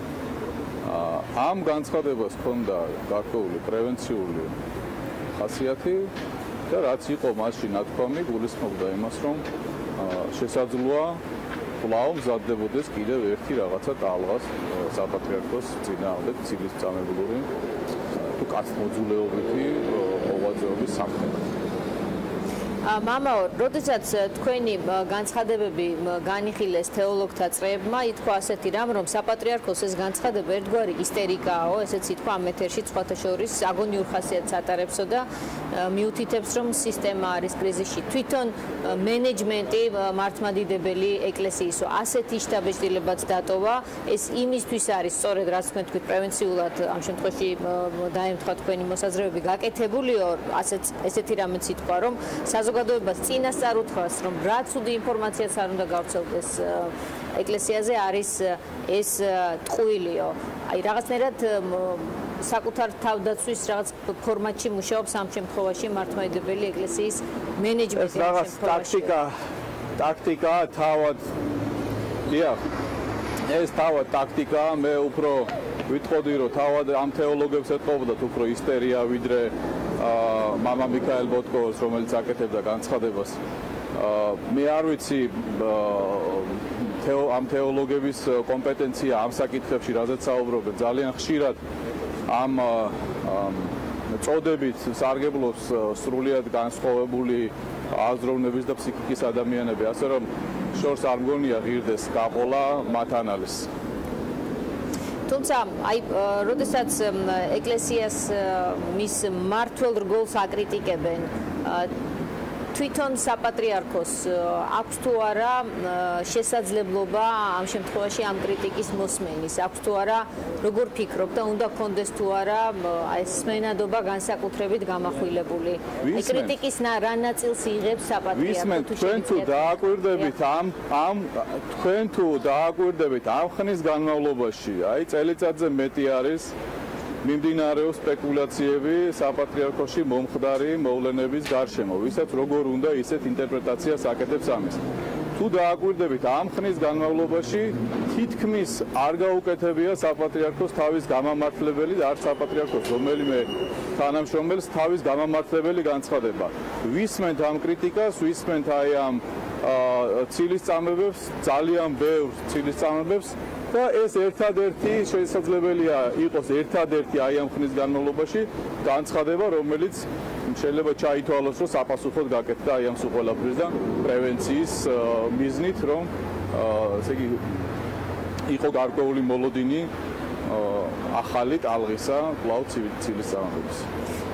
როდესაც ითქვა, რომ პოლიტიკურ სპეკულაციებში ჩათრევის მცდელობა, აი ამ თვალსაზრისით რა იგულისხმა კონკრეტულად საპატრიარქოს განცხადებამ, შეიძლება მეტი ვიცოდეთ, რაღაც ციანიდის საქმის გაგრძელებაზეა საუბარი, რაღაც ახალ პრობლემებზეა საუბარი. გეტყვით, ერთ მაგალითს მოვიყვანთ, თუმცა შეიძლება აქვს ცლაცია საუბარი, ერთ მაგალითს მოვიყვანთ.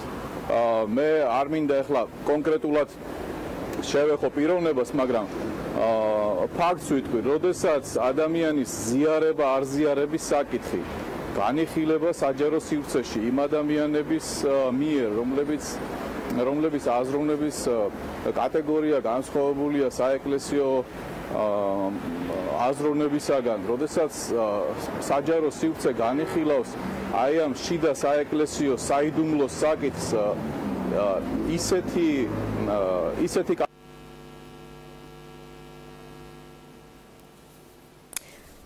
შეფერხება გვაქვს სამწუხაროდ დავალოდების შეტყობინებას შევძლებთ თუ არა ჩართვის გაგრძელებას. ჩვენ ვესაუბრებოდით დეკანოზ ანდრია ჯაღმაიძეს, კიკეთის ეკლესიის წინამძღვარს. თემა გახლავთ საპატრიარქოს განცხადება, რომელიც გუშინ დღის მეორე ნახევარში გაკეთდა პატრიარქის მდივნის მხრიდან. ეს განცხადება შეიცავდა რამდენიმე პასაჟს. მთავარი კი გახლავთ ის, რომ საპატრიარქო პროგნოზირებს დისკრედიტაციის ახალ ტალღას მის წინააღმდეგ და არ გამორიცხავს არც იმას, რომ ეკლესიის ჩართვის მცდელობას ჰქონდეს ადგილი პოლიტიკურ სპეკულაციებში. სამწუხაროდ დაგვებრუნდა მამა ანდრია ხაზზე, უკაცრავად მამა ანდრია წყვეტა იყო ჩვენი საუბრისა, დაასრულეთ თურმება. აი ბოლო ნაწილი ზუსტად ბოლო 1 წუთი რასაც ბრძანებდით ის ჩვენ ვეღარ გავიგეთ, შეგიძლიათ დაუბრუნდეთ ამას, თქვენ საუბრობდით პოლიტიკურ სპეკულაციებზე, რა იგულისხმა საპატრიარქომ ამ განცხადებით. დიახ, მაგალითისთვის მოვიყვან ერთ შემთხვევას, როდესაც ადამიანის ზიარება, არ ზიარების საკითხი ხდება საზოგადოებრივ განსასჯელი და გადის საეკლესიო სივრციდან, სწორედ ეს არის სპეკულაციები. მსჯელობენ ამ საკითხზე, თქვათ, ხშირად მსჯელობდნენ და მსჯელობენ ადამიანები ამ საკითხზე, ისეთი ადამიანები, რომლებიც თვითონ არც ამ საიდუმლოს შინაარსი ესმით და არც თავად არ ღებულობენ მონაწილეობას. მხოლოდ ხდება სპეკულაციები, რამდენად სამართლიანად ეკლესიამ თქვათ შეუწყვიტა ვიღაცას ზიარების უფლება, ანუ ველსახურების უფლება და ასე შემდეგ. ვიტყვი ერთს, რომ როდესაც ჩვენ საუბრობთ საეკლესიო სამართალზე ადამიანებთან, რომლებიც მიჩვეული არიან საერო კუთხით ჟავრის განხილვას, ვაწყდებით გარკვეულ გაუგებრობას. საქმე იმაშია, რომ თუ კი ეკლესია რაიმე ეპიდემიის სახით ღებულობს ზომებს, პირველ რიგში ეს ემსახურება არა დასჯას, არა რაღაცა რეპრესიულ ზომებს, არამედ ეს არის აღმზრდელობითი და მისი სულისათვის სასარგებლო ზომები. გასაგებია. რასაც ამას ქვია სასჯელი, ერის საერო სივრცეში ეს გაიგება როგორც რაღაცა რეპრესია, ჩაგვრა და იწყება მსჯელობა, რამდენად სამართლია, სამართლიანია ანუ თქვენი პასუხიდან გამომდინარე შემიძლია მე პირადად დავასკვნა ახლა აუდიტორიასთან ერთად რომ აი ამ პოლიტიკური სპეკულაციების და დისკრედიტაციის ახალი ტალღის პროგნოზირება მოხდა ისევ ციანიდის საქმის კონტექსტში რა გიღა თქვენი პასუხიც იყო ამ კონკრეტიკის შემცველი სავარაუდოდ გულისხმობდით დეკანოზ მამალაძის ზიარება-არზიარების საკითხთან დაკავშირებულ დეტალებს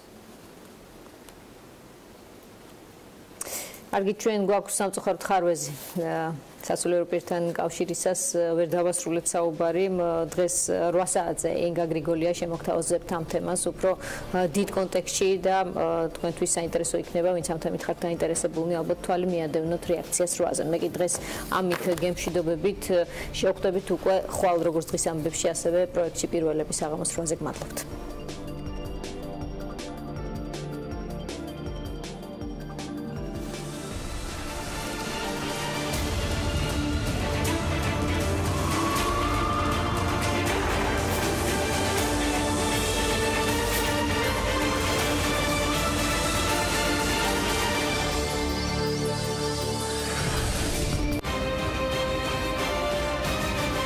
იგეგმება დისკრედიტაციის ახალი ტალღის აგორება. არ არის გამორიცხული, რომ ბინძური კამპანიის წარმოება განხორციელდეს უმაღლესი იერარქიის მიმართაც და ამაში სასულიერო პირებიც იქნან გამოყენებული. რატომ გადაწყვიტა საქართველოს საპატრიარქომ საგანგებო განცხადების გაკეთება ეკლესიის წინააღმდეგ დაგეგმილი ახალი შეტევის შესახებ, რომელშიც სასულიერო პირებიც იქნებიან გამოყენებულნი რელიგიურ-პოლიტიკური თამაშების ახალი რაუნდი დაანონსებულია. გარკვეული ძალებისთვის ყოველად მიუღებელია ჩვენი ეკლესიის და კათოლიკოს პატრიარქის მაღალი ავტორიტეტი და რეიტინგი. უდია მცდელობა იმისა, ეკლესია ჩართონ და გამოიყენონ პოლიტიკურ თამაშებში. მცდელობა იმისა, რომ საზოგადოებას უთხრούν ებრძვიან. ამ ტიპის რიტორიკა მე მახსენდება მხოლოდ რუსეთის ეკლესიის მხრიდან. ვის გულისხმობს ამ განცხადებაში საპატრიარქო და ვისთვისაა მიუღებელი საქართველოს კათოლიკოს პატრიარქის ავტორიტეტი და მაღალი რეიტინგი, ვინ გეგმავს ეკლესიის დისკრედიტაციას, დღეს რეაქციაში საღამოს 8-ზე ისევ ეკლესია დიდი დაპირისპირების მოლოდინში. ეს ის დროა, როდესაც ჩვენ კადრებიდან გავიდეთ და აქტიურად ვიქადაგოთ ეს მისიონერობა გავაძლიეროთ. მე ხანდახან ისეთი აზრით ვიმედება, რომ აღარაშველება ყველას. ეს გავს დაგორებულს აითიდან დავარდებოდა.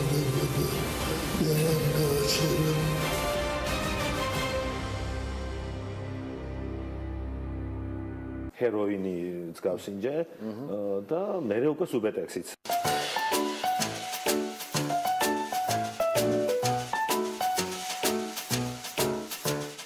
ფილიში თუ დგას ქართლის დედა, რა უნდა იდგეს ქუთაისში. ხო, ქართლის მამა არა ყოველ შემთხვევაში, მე არ მოძს მამა ქალაქი და რაღაცა ძალიან გოიმური ნათქვამი მგონია ეს. შენ რატოა მამა ქალაქი? ვისი მამაა თბილისში, არავის მამა ჩვენ არა ვართ აქედან. და ესა მამას ქვე ხარ და დედას ქვე ხარ და როცა მე შეგვაგინებს ისიც უნდა აიტანოთ თბილისმა ჩვეულებრივად. მე იდეა მაქვს რომ ჯორჯ ბალანჩინის ძეგლი იდგეს ქუთაისში, იმიტომ რომ ქუთაისში დაიბადა კაცი ამერიკული ბალეტის ფუძემდებელი. და დღეს ახლა ნებისმიერი ამერიკი ახლა ბალეტი ხო თუ კი ყველაზე რაღაცა ყველაზე დიდი ის არის ხელოვნების პილოტაჟია ზოგადად ხელოვნების და ამერიკაში მით უმეტეს და ამერიკული ბალეტის კორდე ბალეტის და ზოგადად ისა და აქ რაღაცა თქვა რომ უცებ ჯორჯ ბალანჩინის ძეგლია ჩამოდის ამერიკელი და ამოს უე ჩვენთან დაიბადა ახლა ხო ისა არიანთ ქუთაისელი არ ყოფილა თავიდანვე ამერიკელი იყო და ბოლომდეც ხო მაგრამ ძალიან მე მაგალითად დავდგამდი რომ თუნდაც ტურისტული მოსაზრებით ჯორჯ ბალანჩინის ძეგლს გიორგი ბალანჩივაძე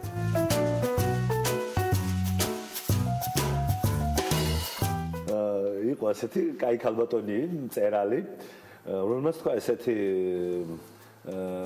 სადღეგრძელო შეიძლება ხო რაღაც ჟარგონი ვიხმარო ხო და ესე შესვა რომ მე მინდა მოვარნილი ზღვისა და აწყვეტილი სადღეგრძელო დავლიო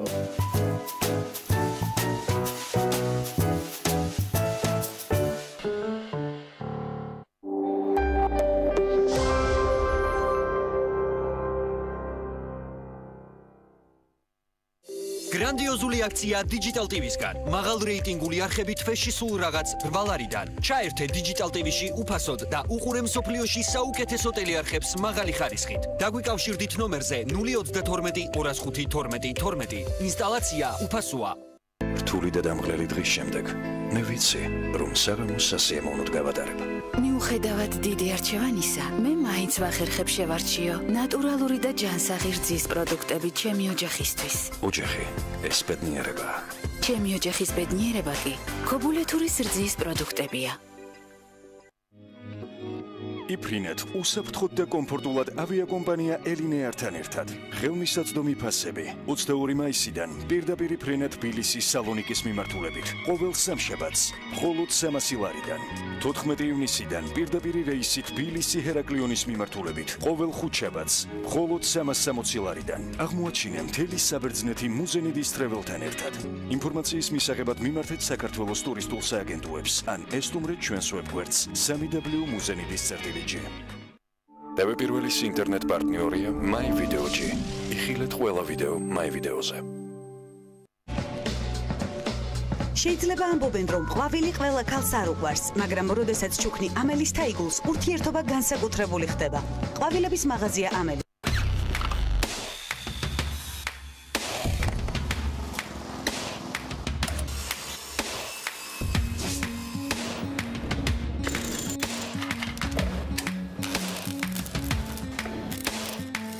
პროფესიონალი სამუშაო ხელსაწყოები. ინკკო, შექმენი სამყარო შენივე ხელით. გასული საუკუნეები ჯანსაღი ცხოვრების უამრავ საიდუმლოს ინახავენ. ამიტომ ახალი Colgate უძველესი საიდუმლოებების შესაქმნელად წარსულში დაუბრუნდით. ძველი ჩინური რეცეპტების შესაგროვებლად და უნიკალური ბუნებრივი ინგრედიენტები გავაერთიანეთ Colgate-ის უახლეს ტექნოლოგიებთან. იმისათვის, რომ ხანგრძლივად შეინარჩუნოთ ჯანმრთელი ღრძლები და კბილები. ახალი Colgate უძველესი საიდუმლოებები. აქცია ბრიკორამაში ლამინირებული იატაკი 11 და 20, კედრის და ჭერის საღებავი 4 და 30, ბრიკორამა გარანტირებულად დაბალი ფასები. საზღვარი ოცნებასა და რეალობას შორის. კარი, რომელიც ყველა საზღვარს შლის. კარი, რომელიც თქვენს ოჯახს მყუდროებას შემატებს. ეკოლოგიურად სუფთა, ევროპული სტანდარტის ქართული წარმოება. თქვენთვის სასურველი ფერისა და დიზაინის კარი. ოცნების სახლის კიდევ ერთი წარმატებული პროექტი მეგადურსი. ქართული ბაზრის უპირობო ლიდერი კარის წარმოებაში.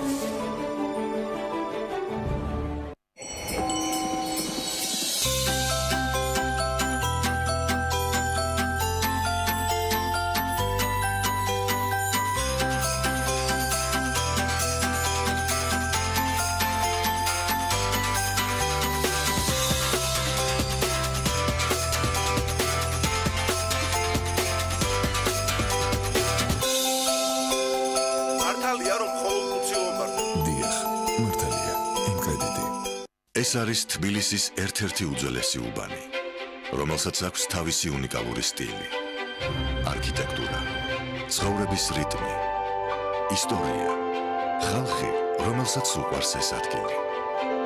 ჩვენ ვქმნით ქალაქის ახალ იერს და ჩვენთვის მნიშვნელოვანია ხალხი, რომელიც ცხოვრობს აქ. სწორედ ამიტომ პროექტის დაგეგმვამდე შევისწავლეთ უბნის არქიტექტურული თავისებურებები. შევიმუშავეთ პროექტი, რომელიც ორგანულად ჩაჯდება ძველი უბნის თანამედროვე ცხოვრების სტილში. წინამძღვრიშვილის 125. სახლი თბილისის შუაგულში.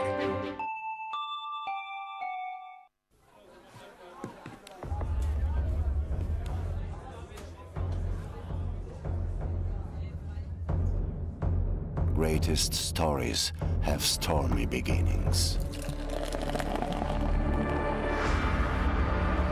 Every new land is a challenge to bring something which is your very own and to make everyone praise it.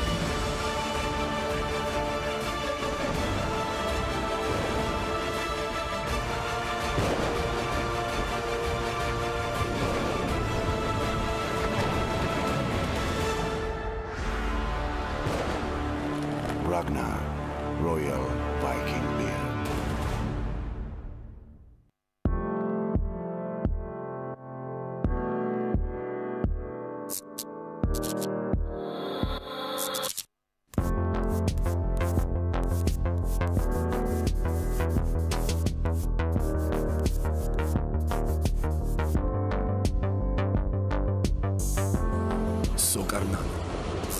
იზრდება ძრავს.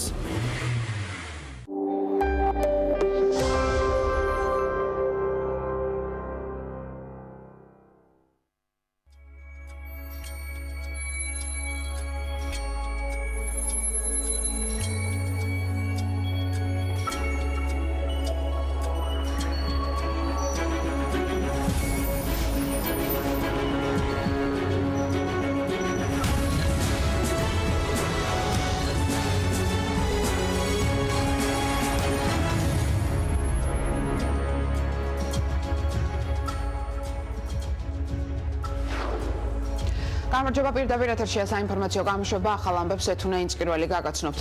ამ წუთებში გარემოს ეროვნული სააგენტოს უკვე ყოფილი უფროსის სპეციალურ განცხადებას აკეთებს, რომელსაც ჩვენ პირდაპირ ეთერში გთავაზობთ. გამარჯობათ, მოგესალმებით ყველას. როგორც იცით, მე გუშინ დავტოვე გარემოს ეროვნული სააგენტოს უფროსის თანამდებობა. ჩემი განცხადებით და ჩემი სურვილის საფუძველზე, თუმცა ამ განცხადებას და ასეთი სურვილის გაჩენას წინ უძღოდა საკმაოდ მნიშვნელოვანი პროცესები. კერძოდ, გუშინ მთელი დღის განმავლობაში საქართველოს გარემოს დაცვისა და სოფლის მეურნეობის მინისტრის მოადგილე ბატონი ნინო თანდილაშვილი მთელი დღის განმავლობაში ახორციელებდა ჩემზე ზეწოლას, როგორც სატელეფონო საუბრებით, ასევე ვაიბერში მიმოწერით, რომ გარემოს ეროვნული სააგენტოს პირველი მოადგილის თანამდებობაზე დამენიშნა კონკრეტული პირი. მე არ ვთვლიდი, რომ ის ადამიანი, რომელსაც მიმითითებდნენ ასე ცალსახად და დაჟინებულად, იყო ის ადამიანი, რომელიც გაართმევდა გარემოს ეროვნული სააგენტოს უფროსის მოადგილის ფუნქცია მოვალეობებს და იქნებოდა ეფექტური თანამშრომელი. მისი კვალიფიკაცია არ შეისაბამებოდა იმ გამოწვევებს, რომელიც გარემოს ეროვნულ სააგენტოს გააჩნია. რა არის დღეს გარემოს ეროვნული სააგენტო? ეს არის ინსტიტუცია, რომელიც პასუხისმგებელია ქვეყანაში ბუნებრივი საფრთხეების მონიტორინგზე, პრევენციაზე, პროგნოზირებაზე. სააგენტოს წინაშე ძალიან დიდი გამოწვევები დღეს, მით უმეტეს აქაც არაერთხელ გაჟღერდა, ალბათ იცით, რომ გარემოს ეროვნულმა სააგენტომ სხვა ინსტიტუციებთან ერთად გარემოს განვითარების პროგრამასთან თანამშრომლობით მიიღო საკმაოდ დიდი გრანტი, $30 მილიონ გრანტი, რომელიც ამ თანხის დიდი ნაწილი სწორედ გარემოს ეროვნულ სააგენტოსთვის არის განკუთვნილი და ითვალისწინებს გარემოს ეროვნული სააგენტოს მოდერნიზაციას და ქვეყნის მზაობას ბუნებრივი კატასტროფების მიმართ. შესაბამისად, რომ დაუბრუნდეთ, გუშინ მთელი დღის განმავლობაში მიმდინარეობდა ჩემთან ასეთი ტიპის სატელეფონო ზარები და მიმოწერა. უკვე ულტიმატუმივით იყო, რომ მე 5 საათზე აუცილებლად უნდა მომეწერა ხელი 5 საათისთვის ამ ადამიანის დანიშვნას. ეს ადამიანი დამიკავშირდა კიდეც, უკვე მოდიოდა სააგენტოში, რათა განცხადება დაეწერა. მე მას ვუთხარი, რომ დროებით გაჩერებულიყო, არ მოსულიყო. მან დამერეკა და მითხრა, რომ ამ ქალბატონისგან აქ ნებართვა რომ მოვიდეს და დაწეროს განცხადება. მე ვსთხოვე შეჩერებულიყო, ვინაიდან მე ეს გადაწყვეტილება არ მქონდა მიღებული და არ ვაპირებდი ასეთი გადაწყვეტილების მიღებას და უკვე მას შემდეგ, რაც ასე ვთქვათ, დღე იწურებოდა და მეც კარგად გავანალიზე, დავფიქრდი და ჩავთვალე, რომ უმჯობესი იყო მე დამეტოვებინა სააგენტოს უფროსის თანამდებობა, იმიტომ რომ ჩემი აზრით ის სისტემაში და ასეთი ტიპის, ასე ვთქვათ, პირობებში, როდესაც მინისტრის მოადგილე ასეთი ტიპის, ასე ვთქვათ, ულტიმატუმებით საუბრობს და ახდენდა ჩემზე ფსიქოლოგიურ ზეწოლას, გარკვეულწილად ავარიდე შემდგომ საკითხის ესკალაციას, ასე ვთქვათ, თავი და გადავწყვიტე, რომ ჯობდა მე თვითონ დამეტოვებინა გარემოს ეროვნული სააგენტოს უფროსის თანამდებობა, რაც გარკვეულწილად არის ჩემი პროტესტი ასეთი ტიპის, ასე ვთქვათ, ფაქტებზე, თუ ფაქტზე ამ შემთხვევაში, იმიტომ რომ ჩემთვის მე ნამდვილად არ ვაპირებ, როგორც განვაცხადე, სინდისთან კომპრომისებზე წასვლას და ჩემი გადაწყვეტილებები ვერ იქნება ისეთი, რომელიც ეწინააღმდეგება ჩემ პრინციპებს და სამართლიანობის პრინციპებს.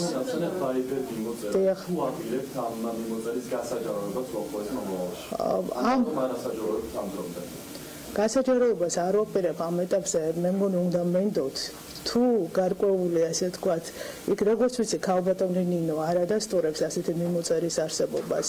თუ იქნება უკვე აუცილებელი ასეთი მიმოწერის გასაჯაროება, მე ნამდვილად მზად ვარ ის გავხადო საჯარო და თუ საერთოდ ხელმისაწვდომი იქნება ეს სატელეფონო ზარები, რომელიც ჩემს მისამართით გუშინ ხორციელდებოდა, დამერწმუნეთ ეს ასე ვთქვათ უფრო რთული მოსასმენი არის. პირდაპირ ეთერში მოისმინეთ თამარ ბაგრატიას განცხადება გარემოს ეროვნული სააგენტოს უკვე ყოფილმა უფროსმა და თანამდებობის დატოვების მიზეზებზე და ზეწოლაზე ისაუბრა პროცესებში კი მინისტრის მოადგილე დაადანაშაულა. გარემოს დაცვისა და სოფლის მეურნეობის სამინისტროში კი აცხადებენ, რომ კანონმდებლობაში განხორციელებული ცვლილებების საფუძველზე რეორგანიზაცია დასრულების პროცესშია. რეორგანიზაციის ფარგლებში დამტკიცებული საშტატო ნუსხის შესაბამისად კანონმდებლობით დადგენილი წესით განხორციელდა სამინისტროს სისტემაში მომუშავე ადამიანების გადაყვანა შესაბამის თანამდებობებზე, მათ შორის სისტემაში შემავალ უწყებებში და მათ შორის გარემოს ეროვნულ სააგენტოშიც. პარალელურად თითოეულ თანამდებობაზე უწყების ხელმძღვანელთან თანხმდებოდა შესაბამის თანამდებობაზე მოხელეთა დანიშვნის საკითხი მათი კვალიფიკაციისა და სამუშაო გამოცდილების მიხედვით. რეორგანიზაცია უკონკურსოდ დანიშვნას ითვალისწინებს.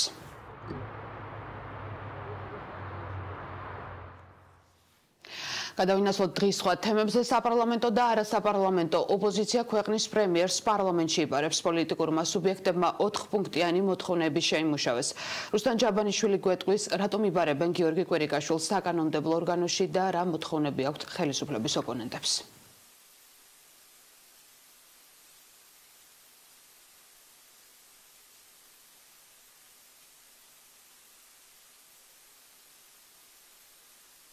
დღევანდელ შეხვედრაზე ოპოზიციური პარტიების წარმომადგენლების თავარი მესიჯი იყო ის, რომ ხელისუფლების და პრემიერ-მინისტრის ბოლოდროინდელი განცხადებები და განვითარებული მოვლენები ქვეყნის ეროვნულ ინტერესებს აზიანებს. მათი ნაწილი ასევე არ გამორიცხავს, რომ ეს განცხადებები არ არის შემთხვევითი და განცხადებების მიღმა დგას რუსეთის ფედერაციის ინტერესები. სწორედ აქედან გამომდინარე ისინი ითხოვენ, რომ მიმდინარე თვის განმავლობაში პრემიერი მოვიდეს სპეციალურ ფორმატში ოპოზიციის წარმომადგენლებთან შეხვედრაზე და ისაუბროს დეოკუპაციის მიმართულებით, რას გეგმავს და რა პოლიტიკა აქვს ქართულ ოცნებას. ამასთან ჟენევის მოლაპარაკების ყოველი რაუნდის დაწყებამდე, ისევ როგორც დასრულების შემდეგ, სახელმწიფო უწყებების წარმომადგენლებმა მათ მიაწოდონ დეტალური ინფორმაცია თუ რაზე აპირებენ ისინი შეხვედრებზე საუბარს. ამასთან პარლამენტმა რაც შეიძლება სწრაფად მიიღოს ეგრეთ წოდებული 402 ტატუნაშვილის სია და საზღვრისპირა ტერიტორიებზე ქართულმა სახელმწიფო უწყებებმა გააძლიერონ კონტროლი. ოპოზიციაში, რომელიც პროდუცერულ ოპოზიციურ პარტიებმა დააფიქსირეს, არის 4 კონკრეტული მიმართვა, მოთხოვნა ხელისუფლების მიმართ. პირველი ეხება სპეციალური ფორმატის შექმნას, რომელშიც მიიღებს მონაწილეობას ყველა ოპოზიციური პარტია, სადაც ჟენევის მოლაპარაკების ყოველი რაუნდის წინ და შემდეგ მთავრობას ექნება საშუალება, რომ მოახსენოს თავისი პოზიცია, თუ როგორ მიდის რაუნდზე და რითი ბრუნდება უკან. ასევე ჩვენ მოვითხოვთ, რომ მარტის თვეში პრემიერ-მინისტრი მოვიდეს პარლამენტში და საგარეო პოლიტიკაზე, მათ შორის ამ განცხადებაზე ისაუბროს. ამ განცხადებამ დაადასტურა კიდევ ერთხელ, რომ ამ ხელისუფლებას არ აქვს არც პოლიტიკური ნება და არც უნარი იმის, რომ ჩვენი ქვეყანა დააბრუნოს ევროპულ ოჯახში და გახადოს ევროატლანტიკური სტრუქტურების წევრი. გარდა პრემიერის პარლამენტში მოსვლისა, ჩვენ ვითხოვთ, რომ გაჩნდეს ჟენევის მოლაპარაკებების უკუგების პრინციპი იმისთვის, რომ კიდევ უფრო გაძლიერდეს ეს ფორმატი, ნაცვლად იმისა, რომ შეიქმნას პარალელური ფორმატები, როგორც არის აბაშიძე კარასინის ფორმატი. პრემიერის ბოლო განცხადება იყო სახიფათო ქვეყნისთვის და ძალიან მნიშვნელოვანია ის, რომ მთელი პროდასალური ოპოზიცია, საპარლამენტო, არასაპარლამენტო ერთიანდება იმ პოზიციაზე, რომ ამ განცხადებაზე ქონდეს ძალიან მწვავე რეაქცია და კონკრეტული მოთხოვნები, რომლებიც ითვალისწინებს პრემიერის პარლამენტში მოსვლას და დებატებს ამ თემასთან დაკავშირებით, დეოკუპაციის პოლიტიკასთან დაკავშირებით მის ღია დისკუსიას ოპოზიციურ პარტიებთან. ჩვენ 12 პოლიტიკური პარტია, პროდასალური ორიენტაციის მქონე პოლიტიკური პარტიები შევიკრიბეთ და მივიღეთ ერთობლივი მიმართვა პრემიერის და ზოგადად ხელისუფლების მიმართ, რომელს ერთ-ერთი მთავარი პუნქტი არის ის, რომ მობრძანდეს ბატონი პრემიერი სპეციალურ ფორმატის შეხვედრაზე, სადაც გაიმართება დებატები ოპოზიციასთან და ის აუხსნის და განუმარტავს საზოგადოებას, რატომ გააკეთა ეს განცხადება და რა მიზანს ემსახურება რეალურად ის. ეს არის ამ კონკრეტული პარტიების ვიწრო პარტიული ინტერესი და აქედან გამომდინარე ხდება ის, რომ თემას წევენ ხელოვნურად, არაადეკვატურად, მე ესე მგონია და ცდილობდნენ იმ თემის დისკრედიტირებას, რომელიც ამოწია ბატონმა პრემიერმა და რომელიც ვფიქრობთ, რომ არის აბსოლუტურად ადეკვატური და ძალიან კარგი. ის რომ ჩვენ ერთხელ და სამუდამოდ უნდა გავარღვიოთ ეს მოჯადოებული წრე და რაღაც კონკრეტული ნაბიჯები გადავდგათ ისევ და ისევ იმისთვის, რომ ოკუპირებული ტერიტორიები, იქ მცხოვრები ხალხი დაუბრუნდეს სრულფასოვნად ჩვენი ქვეყნის ყოველდღიურ ცხოვრებას. ეს იყო სწორედ ამის უკან იდეა პრემიერისა, რაც მან გააეშქერა. დღეს შემუშავებულ განცხადებას ხელს აწერს 12 ოპოზიციური პარტია. ჯერჯერობით უცნობია, რამდენად ჩათვლის პრემიერ-მინისტრის საჭიროდ, რომ გამოეხმაუროს მათ მოთხოვნას, მოვიდეს პარლამენტში და მათ ყველა კითხვას ამომწურავად უპასუხოს. მადლობა. პარლამენტიდან რუსლან ჯაბანიშვილი გვერდებოდა. საკრებულოს ყოფილმა დეპუტატმა ზურაბ ნეფარიბძემ სასჯელ აღსრულების დაწესებულებაში თვითმკვლელობასა და ამბობს ადვოკატი დღევანდელ სხდომაზე, რომელიც ნეფარიძის ჯანმრთელობის მდგომარეობის გამო ციხეში გაიმართა ბრალდებულმა თქვა, რომ მას საგამოძიებო უწყება პირადი ცხოვრების ამსახველი კადრებით აშანტაჟებდა. რუსლან დუმბაძე გვერდება თემით პირდაპირ ეთერში. დიახ, ქრთამით საღებით ბრალდებული დეპუტატის ზურაბ ნეფარიძის სასამართლო პროცესი სულ ახლახან დასრულდა. შემდეგი სხდომა კი ორშაბათს არის ჩანიშნული. დღევანდელ სხდომაზე კი ახალი დეტალები გახდა ცნობილი. ადვოკატი ედიშერ ქარჩავა აცხადებს, რომ ზურაბ ნეფარიძე დაკავებული დეპუტატი იყო მზად ეღიარებინა დანაშაული მხოლოდ იმ შემთხვევაში, თუ კი პასუხისგებაში არ მიეცებოდნენ მისი ოჯახის წევრები, რაზეც ამ დროის განმავლობაში ის უარს იღებდა პროკურორისგან და ამის გამო სუიციდის მცდელობა ჰქონდა გუშინ და ახლა ის სპეციალური კონტროლის ქვეშ იმყოფება. დღევანდელ სხდომაზე ასევე მან დაადასტურა იმ კადრების არსებობა, რომელიც მის პირად ცხოვრებას ასახავს. რაც შეეხება საქმის პროკურორს, ის ოჯახის ბრალდებებს უარყოფს და პროვოკაციას უწოდებს და აცხადებს, რომ ეს არის ოჯახის ტაქტიკა, რათა მათ ბრალი აირიდონ და სასამართლო პროცესი გაწელონ. ეს უკვე მან განაცხადა, რომ მას აღარაფერი აღარ დარჩა, გარდა იმისა, რომ უკვე პასუხისგებაში აძლევენ მისი ოჯახის წევრებსაც, შვილს და რძალს, რომ თითქოს ეხმარებოდნენ ზურაბ ნეფარიძეს თავის საქმიანობაში და ამიტომ მათი ბრალიც არის გამოკვეთილი. ამიტომ ის მივიდა სასოწარკვეთილებამდე, გუშინ ჰქონდა სუიციდის ფაქტს ადგილი, მას თავი ისა რა ქვია შემოიხვია კისერზე და თავი ჩამოკიდება უნდა, მაგრამ მიასწრეს, მადლობა ღმერთს, მარტო არის კამერაში და დაფიქსირდა ეს სუიციდის ფაქტი, საქმე აღიძრა, გადაიგზავნა პროკურატურაში, ჩაჯდა ის სპეციალურ პროგრამაში და ის ამბობს, რომ მას არ უნდა სიცოცხლე, ფსიქოლოგებიც გამოვკითხეთ, მათაც თქვეს, რომ ის მართალია შემოდის კონტაქტში და ადეკვატურია, მაგრამ ამ სისხლის სამართლის საქმეს აკავშირებს მის ქმედებებს და არ არის გამორიცხული შემდგომშიც გაიმეოროს. და მან დაადასტურა ის ფაქტი, რომ ფარული ვიდეო ჩაწერა, რომელიც ხორციელდებოდა პროკურატურის ნებართვით, ამ დროს მართლაც ფაქტი ჰქონდა გარკვეული პირადი ცხოვრების ამსახველ გარემოებებს, ანუ სექსუალურ ურთიერთობებს, საქმეში არსებულ მოწმესთან. უბრალოდ მე თავს შევიკავებ და არა მაქვს უფლება, რომ კონკრეტული სახელი და გვარი დავასახელო. ერთადერთი მტკიცებულება და ერთადერთი მოწმე არის სწორედ ეს ქალბატონი, ვინც თითქოს მას ქრთამის აღებაში ამხელს, მაგრამ სინამდვილეში ასეთ ფაქტს ადგილი არ ქონია. ეს არის დაცვის ხარის და უშუალოდ ბრალდებულის და ადვოკატის მოფიქრებული გარკვეული სტრატეგია, რომელიც ემსახურება საზოგადოების შეცდომაში შეყვანას, პირდაპირ ემსახურება საზოგადოების შეცდომაში შეყვანას და ამით ცდილობენ საზოგადოების და მასმედიის ყურადღების მიპყრობას, რათა მოხდეს სასამართლოზე გარკვეული ზემოქმედება. სასამართლოზე პირდაპირ დადასტურდა, რომ ზურაბ ნეფარიძე ტყუოდა, შესაბამისად ადვოკატის ტყუოდა და ცრუ ინფორმაციას ავრცელებდა. პირდაპირ მოსამართლემ მიუთითა, რომ აქედან გამომდინარე არსებობს ეჭვი იმის, რომ ისინი ფაქტიურად ზურაბ ნეფარიძე იტყუება, როდესაც აკეთებს და ადვოკატი, რომელიც ავრცელებს ესეთ განმარტებას. საკრებულოს დეპუტატის ზურაბ ნეფარიძე გასული წლის 25 აგვისტოს დააკავეს და მას ქრთამის აღება ედება ბრალად. მასთან ერთად ასევე დაკავებულია მაჟორიტარული ბიუროს კიდევ ერთი თანამშრომელი ნეფარიძის ცოლის და როგორც უკვე გითხარით, მათი სასამართლო პროცესი ორშაბათს ჩაინიშნა. მადლობა. პირდაპირ ეთერში რუსტან დუმბაძე საუბრობდა. დაკავებულის ოჯახის საქმის პროკურორს შანტაჟსა და ზეწოლაში ადანაშაულებს ზურაბ ნეფარიძის უფლებადამცველი ამტკიცებს, რომ პროკურორი ბექა ეჟიშვილი ყოფილ დეპუტატსა და მისი ოჯახის წევრებს პირადი ცხოვრების ამსახველი კადრების გამოქვეყნებით ემუქრება. ბრალდებებს საქმის პროკურორი უარყოფს. ცოტა ისეთ ვიდეოებზეა საუბარი, ცოტა თქმა მიჭის, არ არის ესეთი ვიდეოები. მეუბნებოდნენ, რომ თუ საჭირო იქნებოდა მაჩვენებდნენ კიდეც და მაყურებდნენ ამ ყველაფერს. ამ ყველაფერს ესწრებოდა, რა თქმა უნდა, პროკურორი ბექა ეჟიშვილიც. ჩემი და ჩემი მეუღლის დაკავების მუქ რაც არის, ერთი სიტყვით ოჯახი ბოლომდე გაგვანადგურეს. ჩემ დაუნებურად ხელი მოვაწერე ისეთ რამეს, რამაც გამაპირისპირა მამა ჩემზე.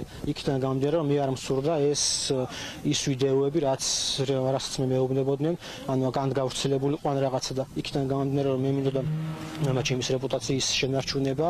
დამთხოვდი გამეკეთებინა ის რაც მათ სურდა. 7 თვეა უკვე ის იმყოფება გარკვეული შანტაჟისა და ზეწოლის ქვეშ. პირადი ცხოვრების ამსახველი კადრები იქნა გადაღებული მის მიმართ.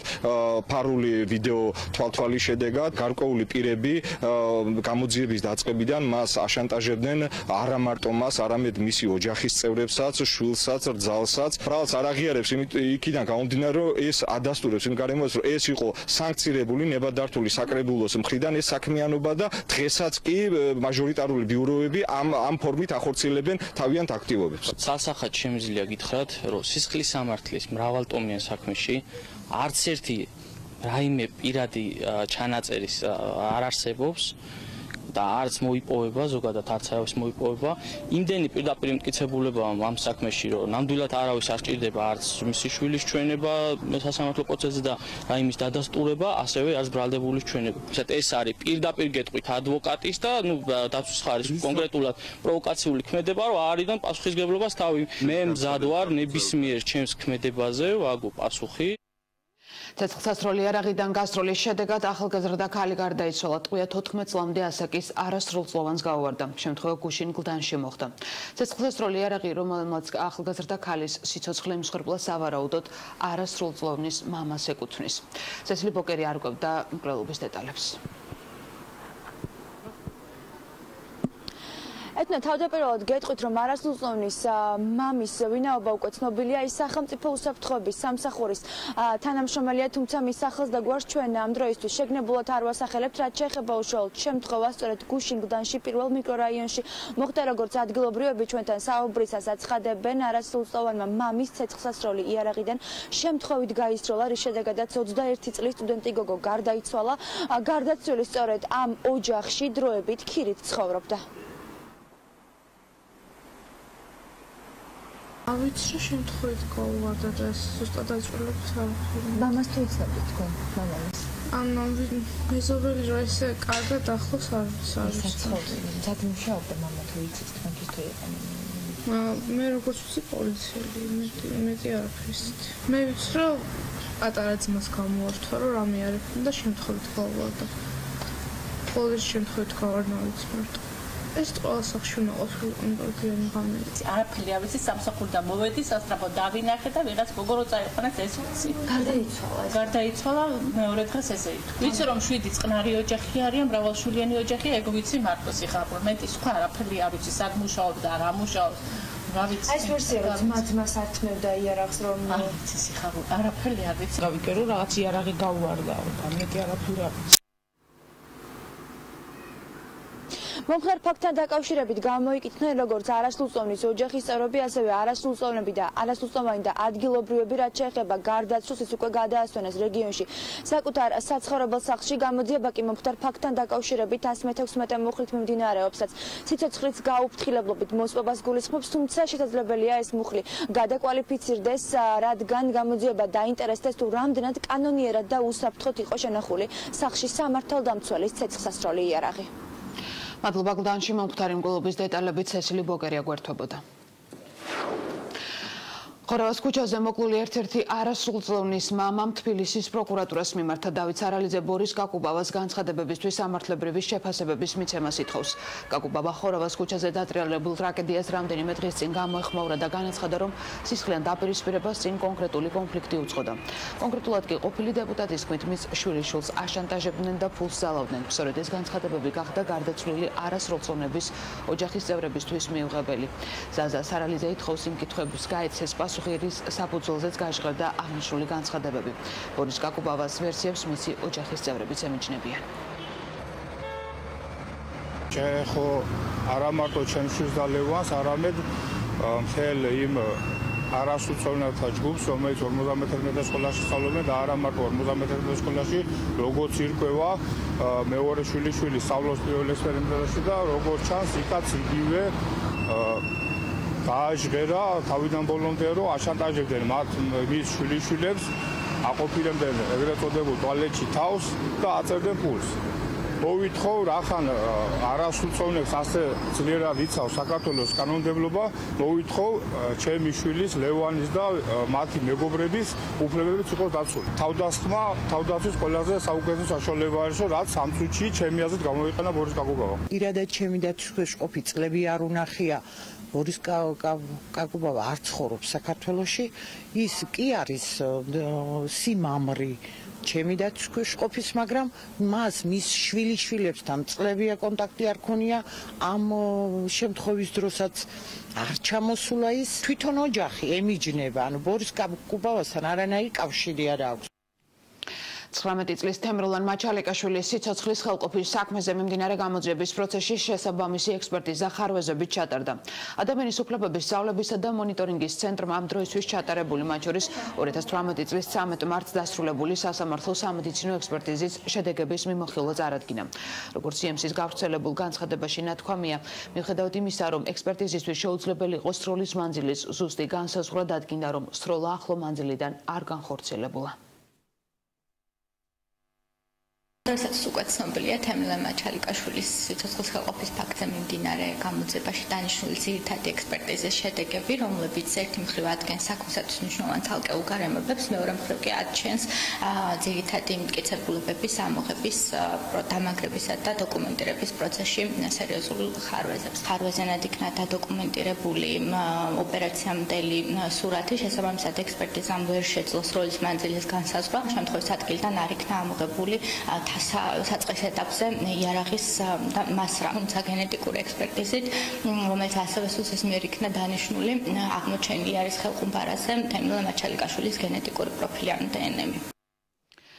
ციანდის საქმე ჯიპები და 25 მილიონი ყოველწლიურად რესპუბლიკური პარტია საპატრიარქოს განცხადებას პასუხობს. რესპუბლიკელები ამბობენ, რომ საპატრიარქოში მძიმე მდგომარეობა, რასაც დეკანოზის საქმეც ადასტურებს. ხელისუფლების გარკვეული ძალები კი საპატრიარქოსთან ერთად ცდილობენ ჩაახშონ საჯარო დისკუსია ამ საკითხზე და ხელი შეუშალონ საზოგადოებას კანონიერი ინტერესის დაკმაყოფილებაში და სიმართლის გაგებაში.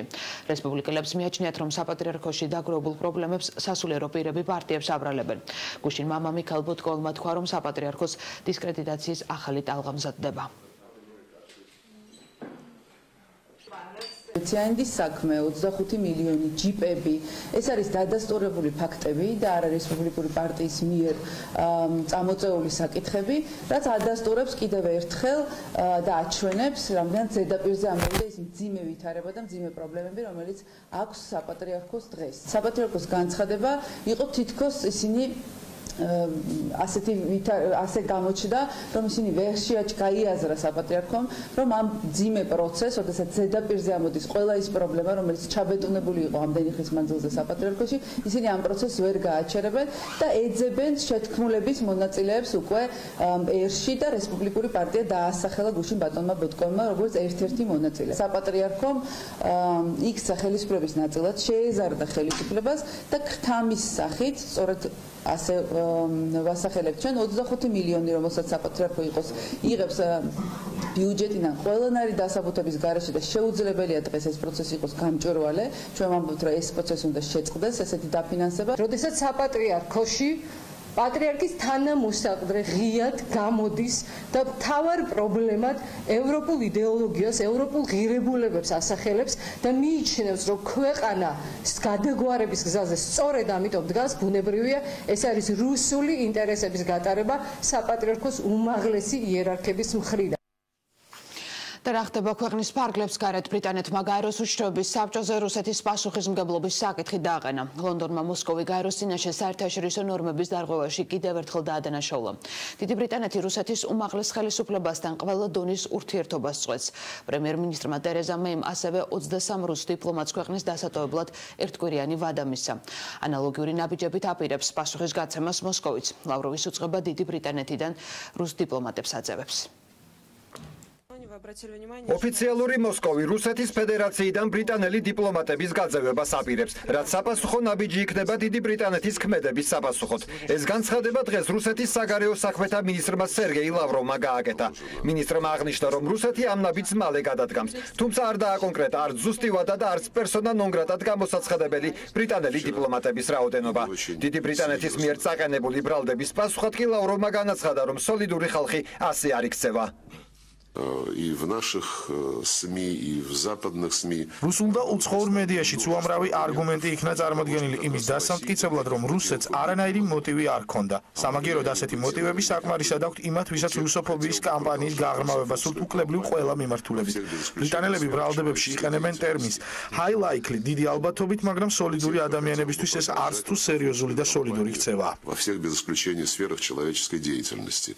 კრემლის არგუმენტების მიუხედავად მსოფლიო ლიდერები ინგლისში ყოფილი რუსი ჯაშუშის და მისი ქალიშვილის რუსული წარმოების ქიმიური ნივთიერებით მოწამვლის ფაქტის გამო სწორედ კრემლს ადანაშაულებენ. ევროკავშირის, ნატოს, შეერთებული შტატების და სხვა ქვეყნების ლიდერების შემდეგ ოფიციალური განცხადება დღეს საფრანგეთის პრეზიდენტის სახელითაც გაკეთდა. ელისეს სასახლემ სპეციალური კომუნიკე გაავრცელა, რომელშიც ნათქვამია, რომ ემანუელ მაკრონი ტელეფონით ესაუბრა დიდი ბრიტანეთის პრემიერ-მინისტრს ტერეზა მეის და სრული მხარდაჭერა გამოუცხადა. კომუნიკეში წერია, რომ საფრანგეთის პრეზიდენტი სრულად ეთანხმება დასკვნას, რომლის თანახმადაც სერგეი სკრიპალის მოწამვლის უკან მხოლოდ რუსეთი შეიძლება იდგეს, რადგან ეს ერთადერთი დამაჯერებელი ახსნაა. რუსეთს ბრალდებები წაუყენეს გაეროს უშიშროების საბჭოშიც, რომლის ხდომას დიდი ბრიტანეთის მოთხოვნით ჩატარდა. დიდმა ბრიტანეთმა საბჭოზე რუსეთის პასუხისმგებლობის საკითხი დააყენა. დიდმა ბრიტანეთმა რუსეთი ქიმიური იარაღის აკრძალვის კონვენციის და გაეროს წესდების დარღვევაში დაადანაშაულა.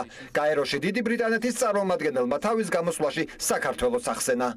and inherited by the Russian Federation. The Russian scientist Vil Miazaniov. რუსეთს სახელმწიფოს მიერ ოპონენტთან კვლელობის მრავალწლიანი გამოცდილება აქვს, მათ შორის ალექსანდრე ლიტვინენკოს კვლელობა, რომელიც 10 წლის წინ რადიოაქტიული ნივთიერებით მოწამლეს ჩვენს ქვეყანაში. რუსეთი უკვე დიდი ხანია ერევა სხვა სახელმწიფოთა შიდა საქმეებში, მათ შორის არის მონტენეგროში გადატრიალების მცდელობა, რეგულარული კიბერთავდასხმების სხვადასხვა ქვეყნებში და დემოკრატიული პროცესების ხელყოფა. რუსეთს საერთაშორისო სამართლის დარღვევის დიდი ხნის ისტორია აქვს. ამის ყველაზე თვალსაჩინო მაგალითები ჩვენ ყირიმში, აღმოსავლეთ უკრაინასა და საქართველოში ვნახეთ. Through its failure to declare the Novichok program. რუსეთის მუდმივმა წარმომადგენელმა გაეროში ვასილი ნებენზიამ ბრალდება საპასუხო ბრალდებით უპასუხა. მან განაცხადა, რომ მომწამვლელი ნივთიერება, რომელიც ნოვიჩოკის სახელით არის ცნობილი, დიდი ალბათობით სწორედ დიდ ბრიტანეთშია დამზადებული. რუსმა დიპლომატმა თავისივე მინისტრის პოზიცია გაიზიარა და თქვა, რომ რუსეთისთვის სკრიპალის მოწამვლა მომგებიანი არ არის და დიდი ბრიტანეთი სოლსბერის ინციდენტს საპრეზიდენტო არჩევნების და მსოფლიოს ჩემპიონატის წინ რუსეთის წინააღმდეგ პროვოკაციისთვის იყენებს.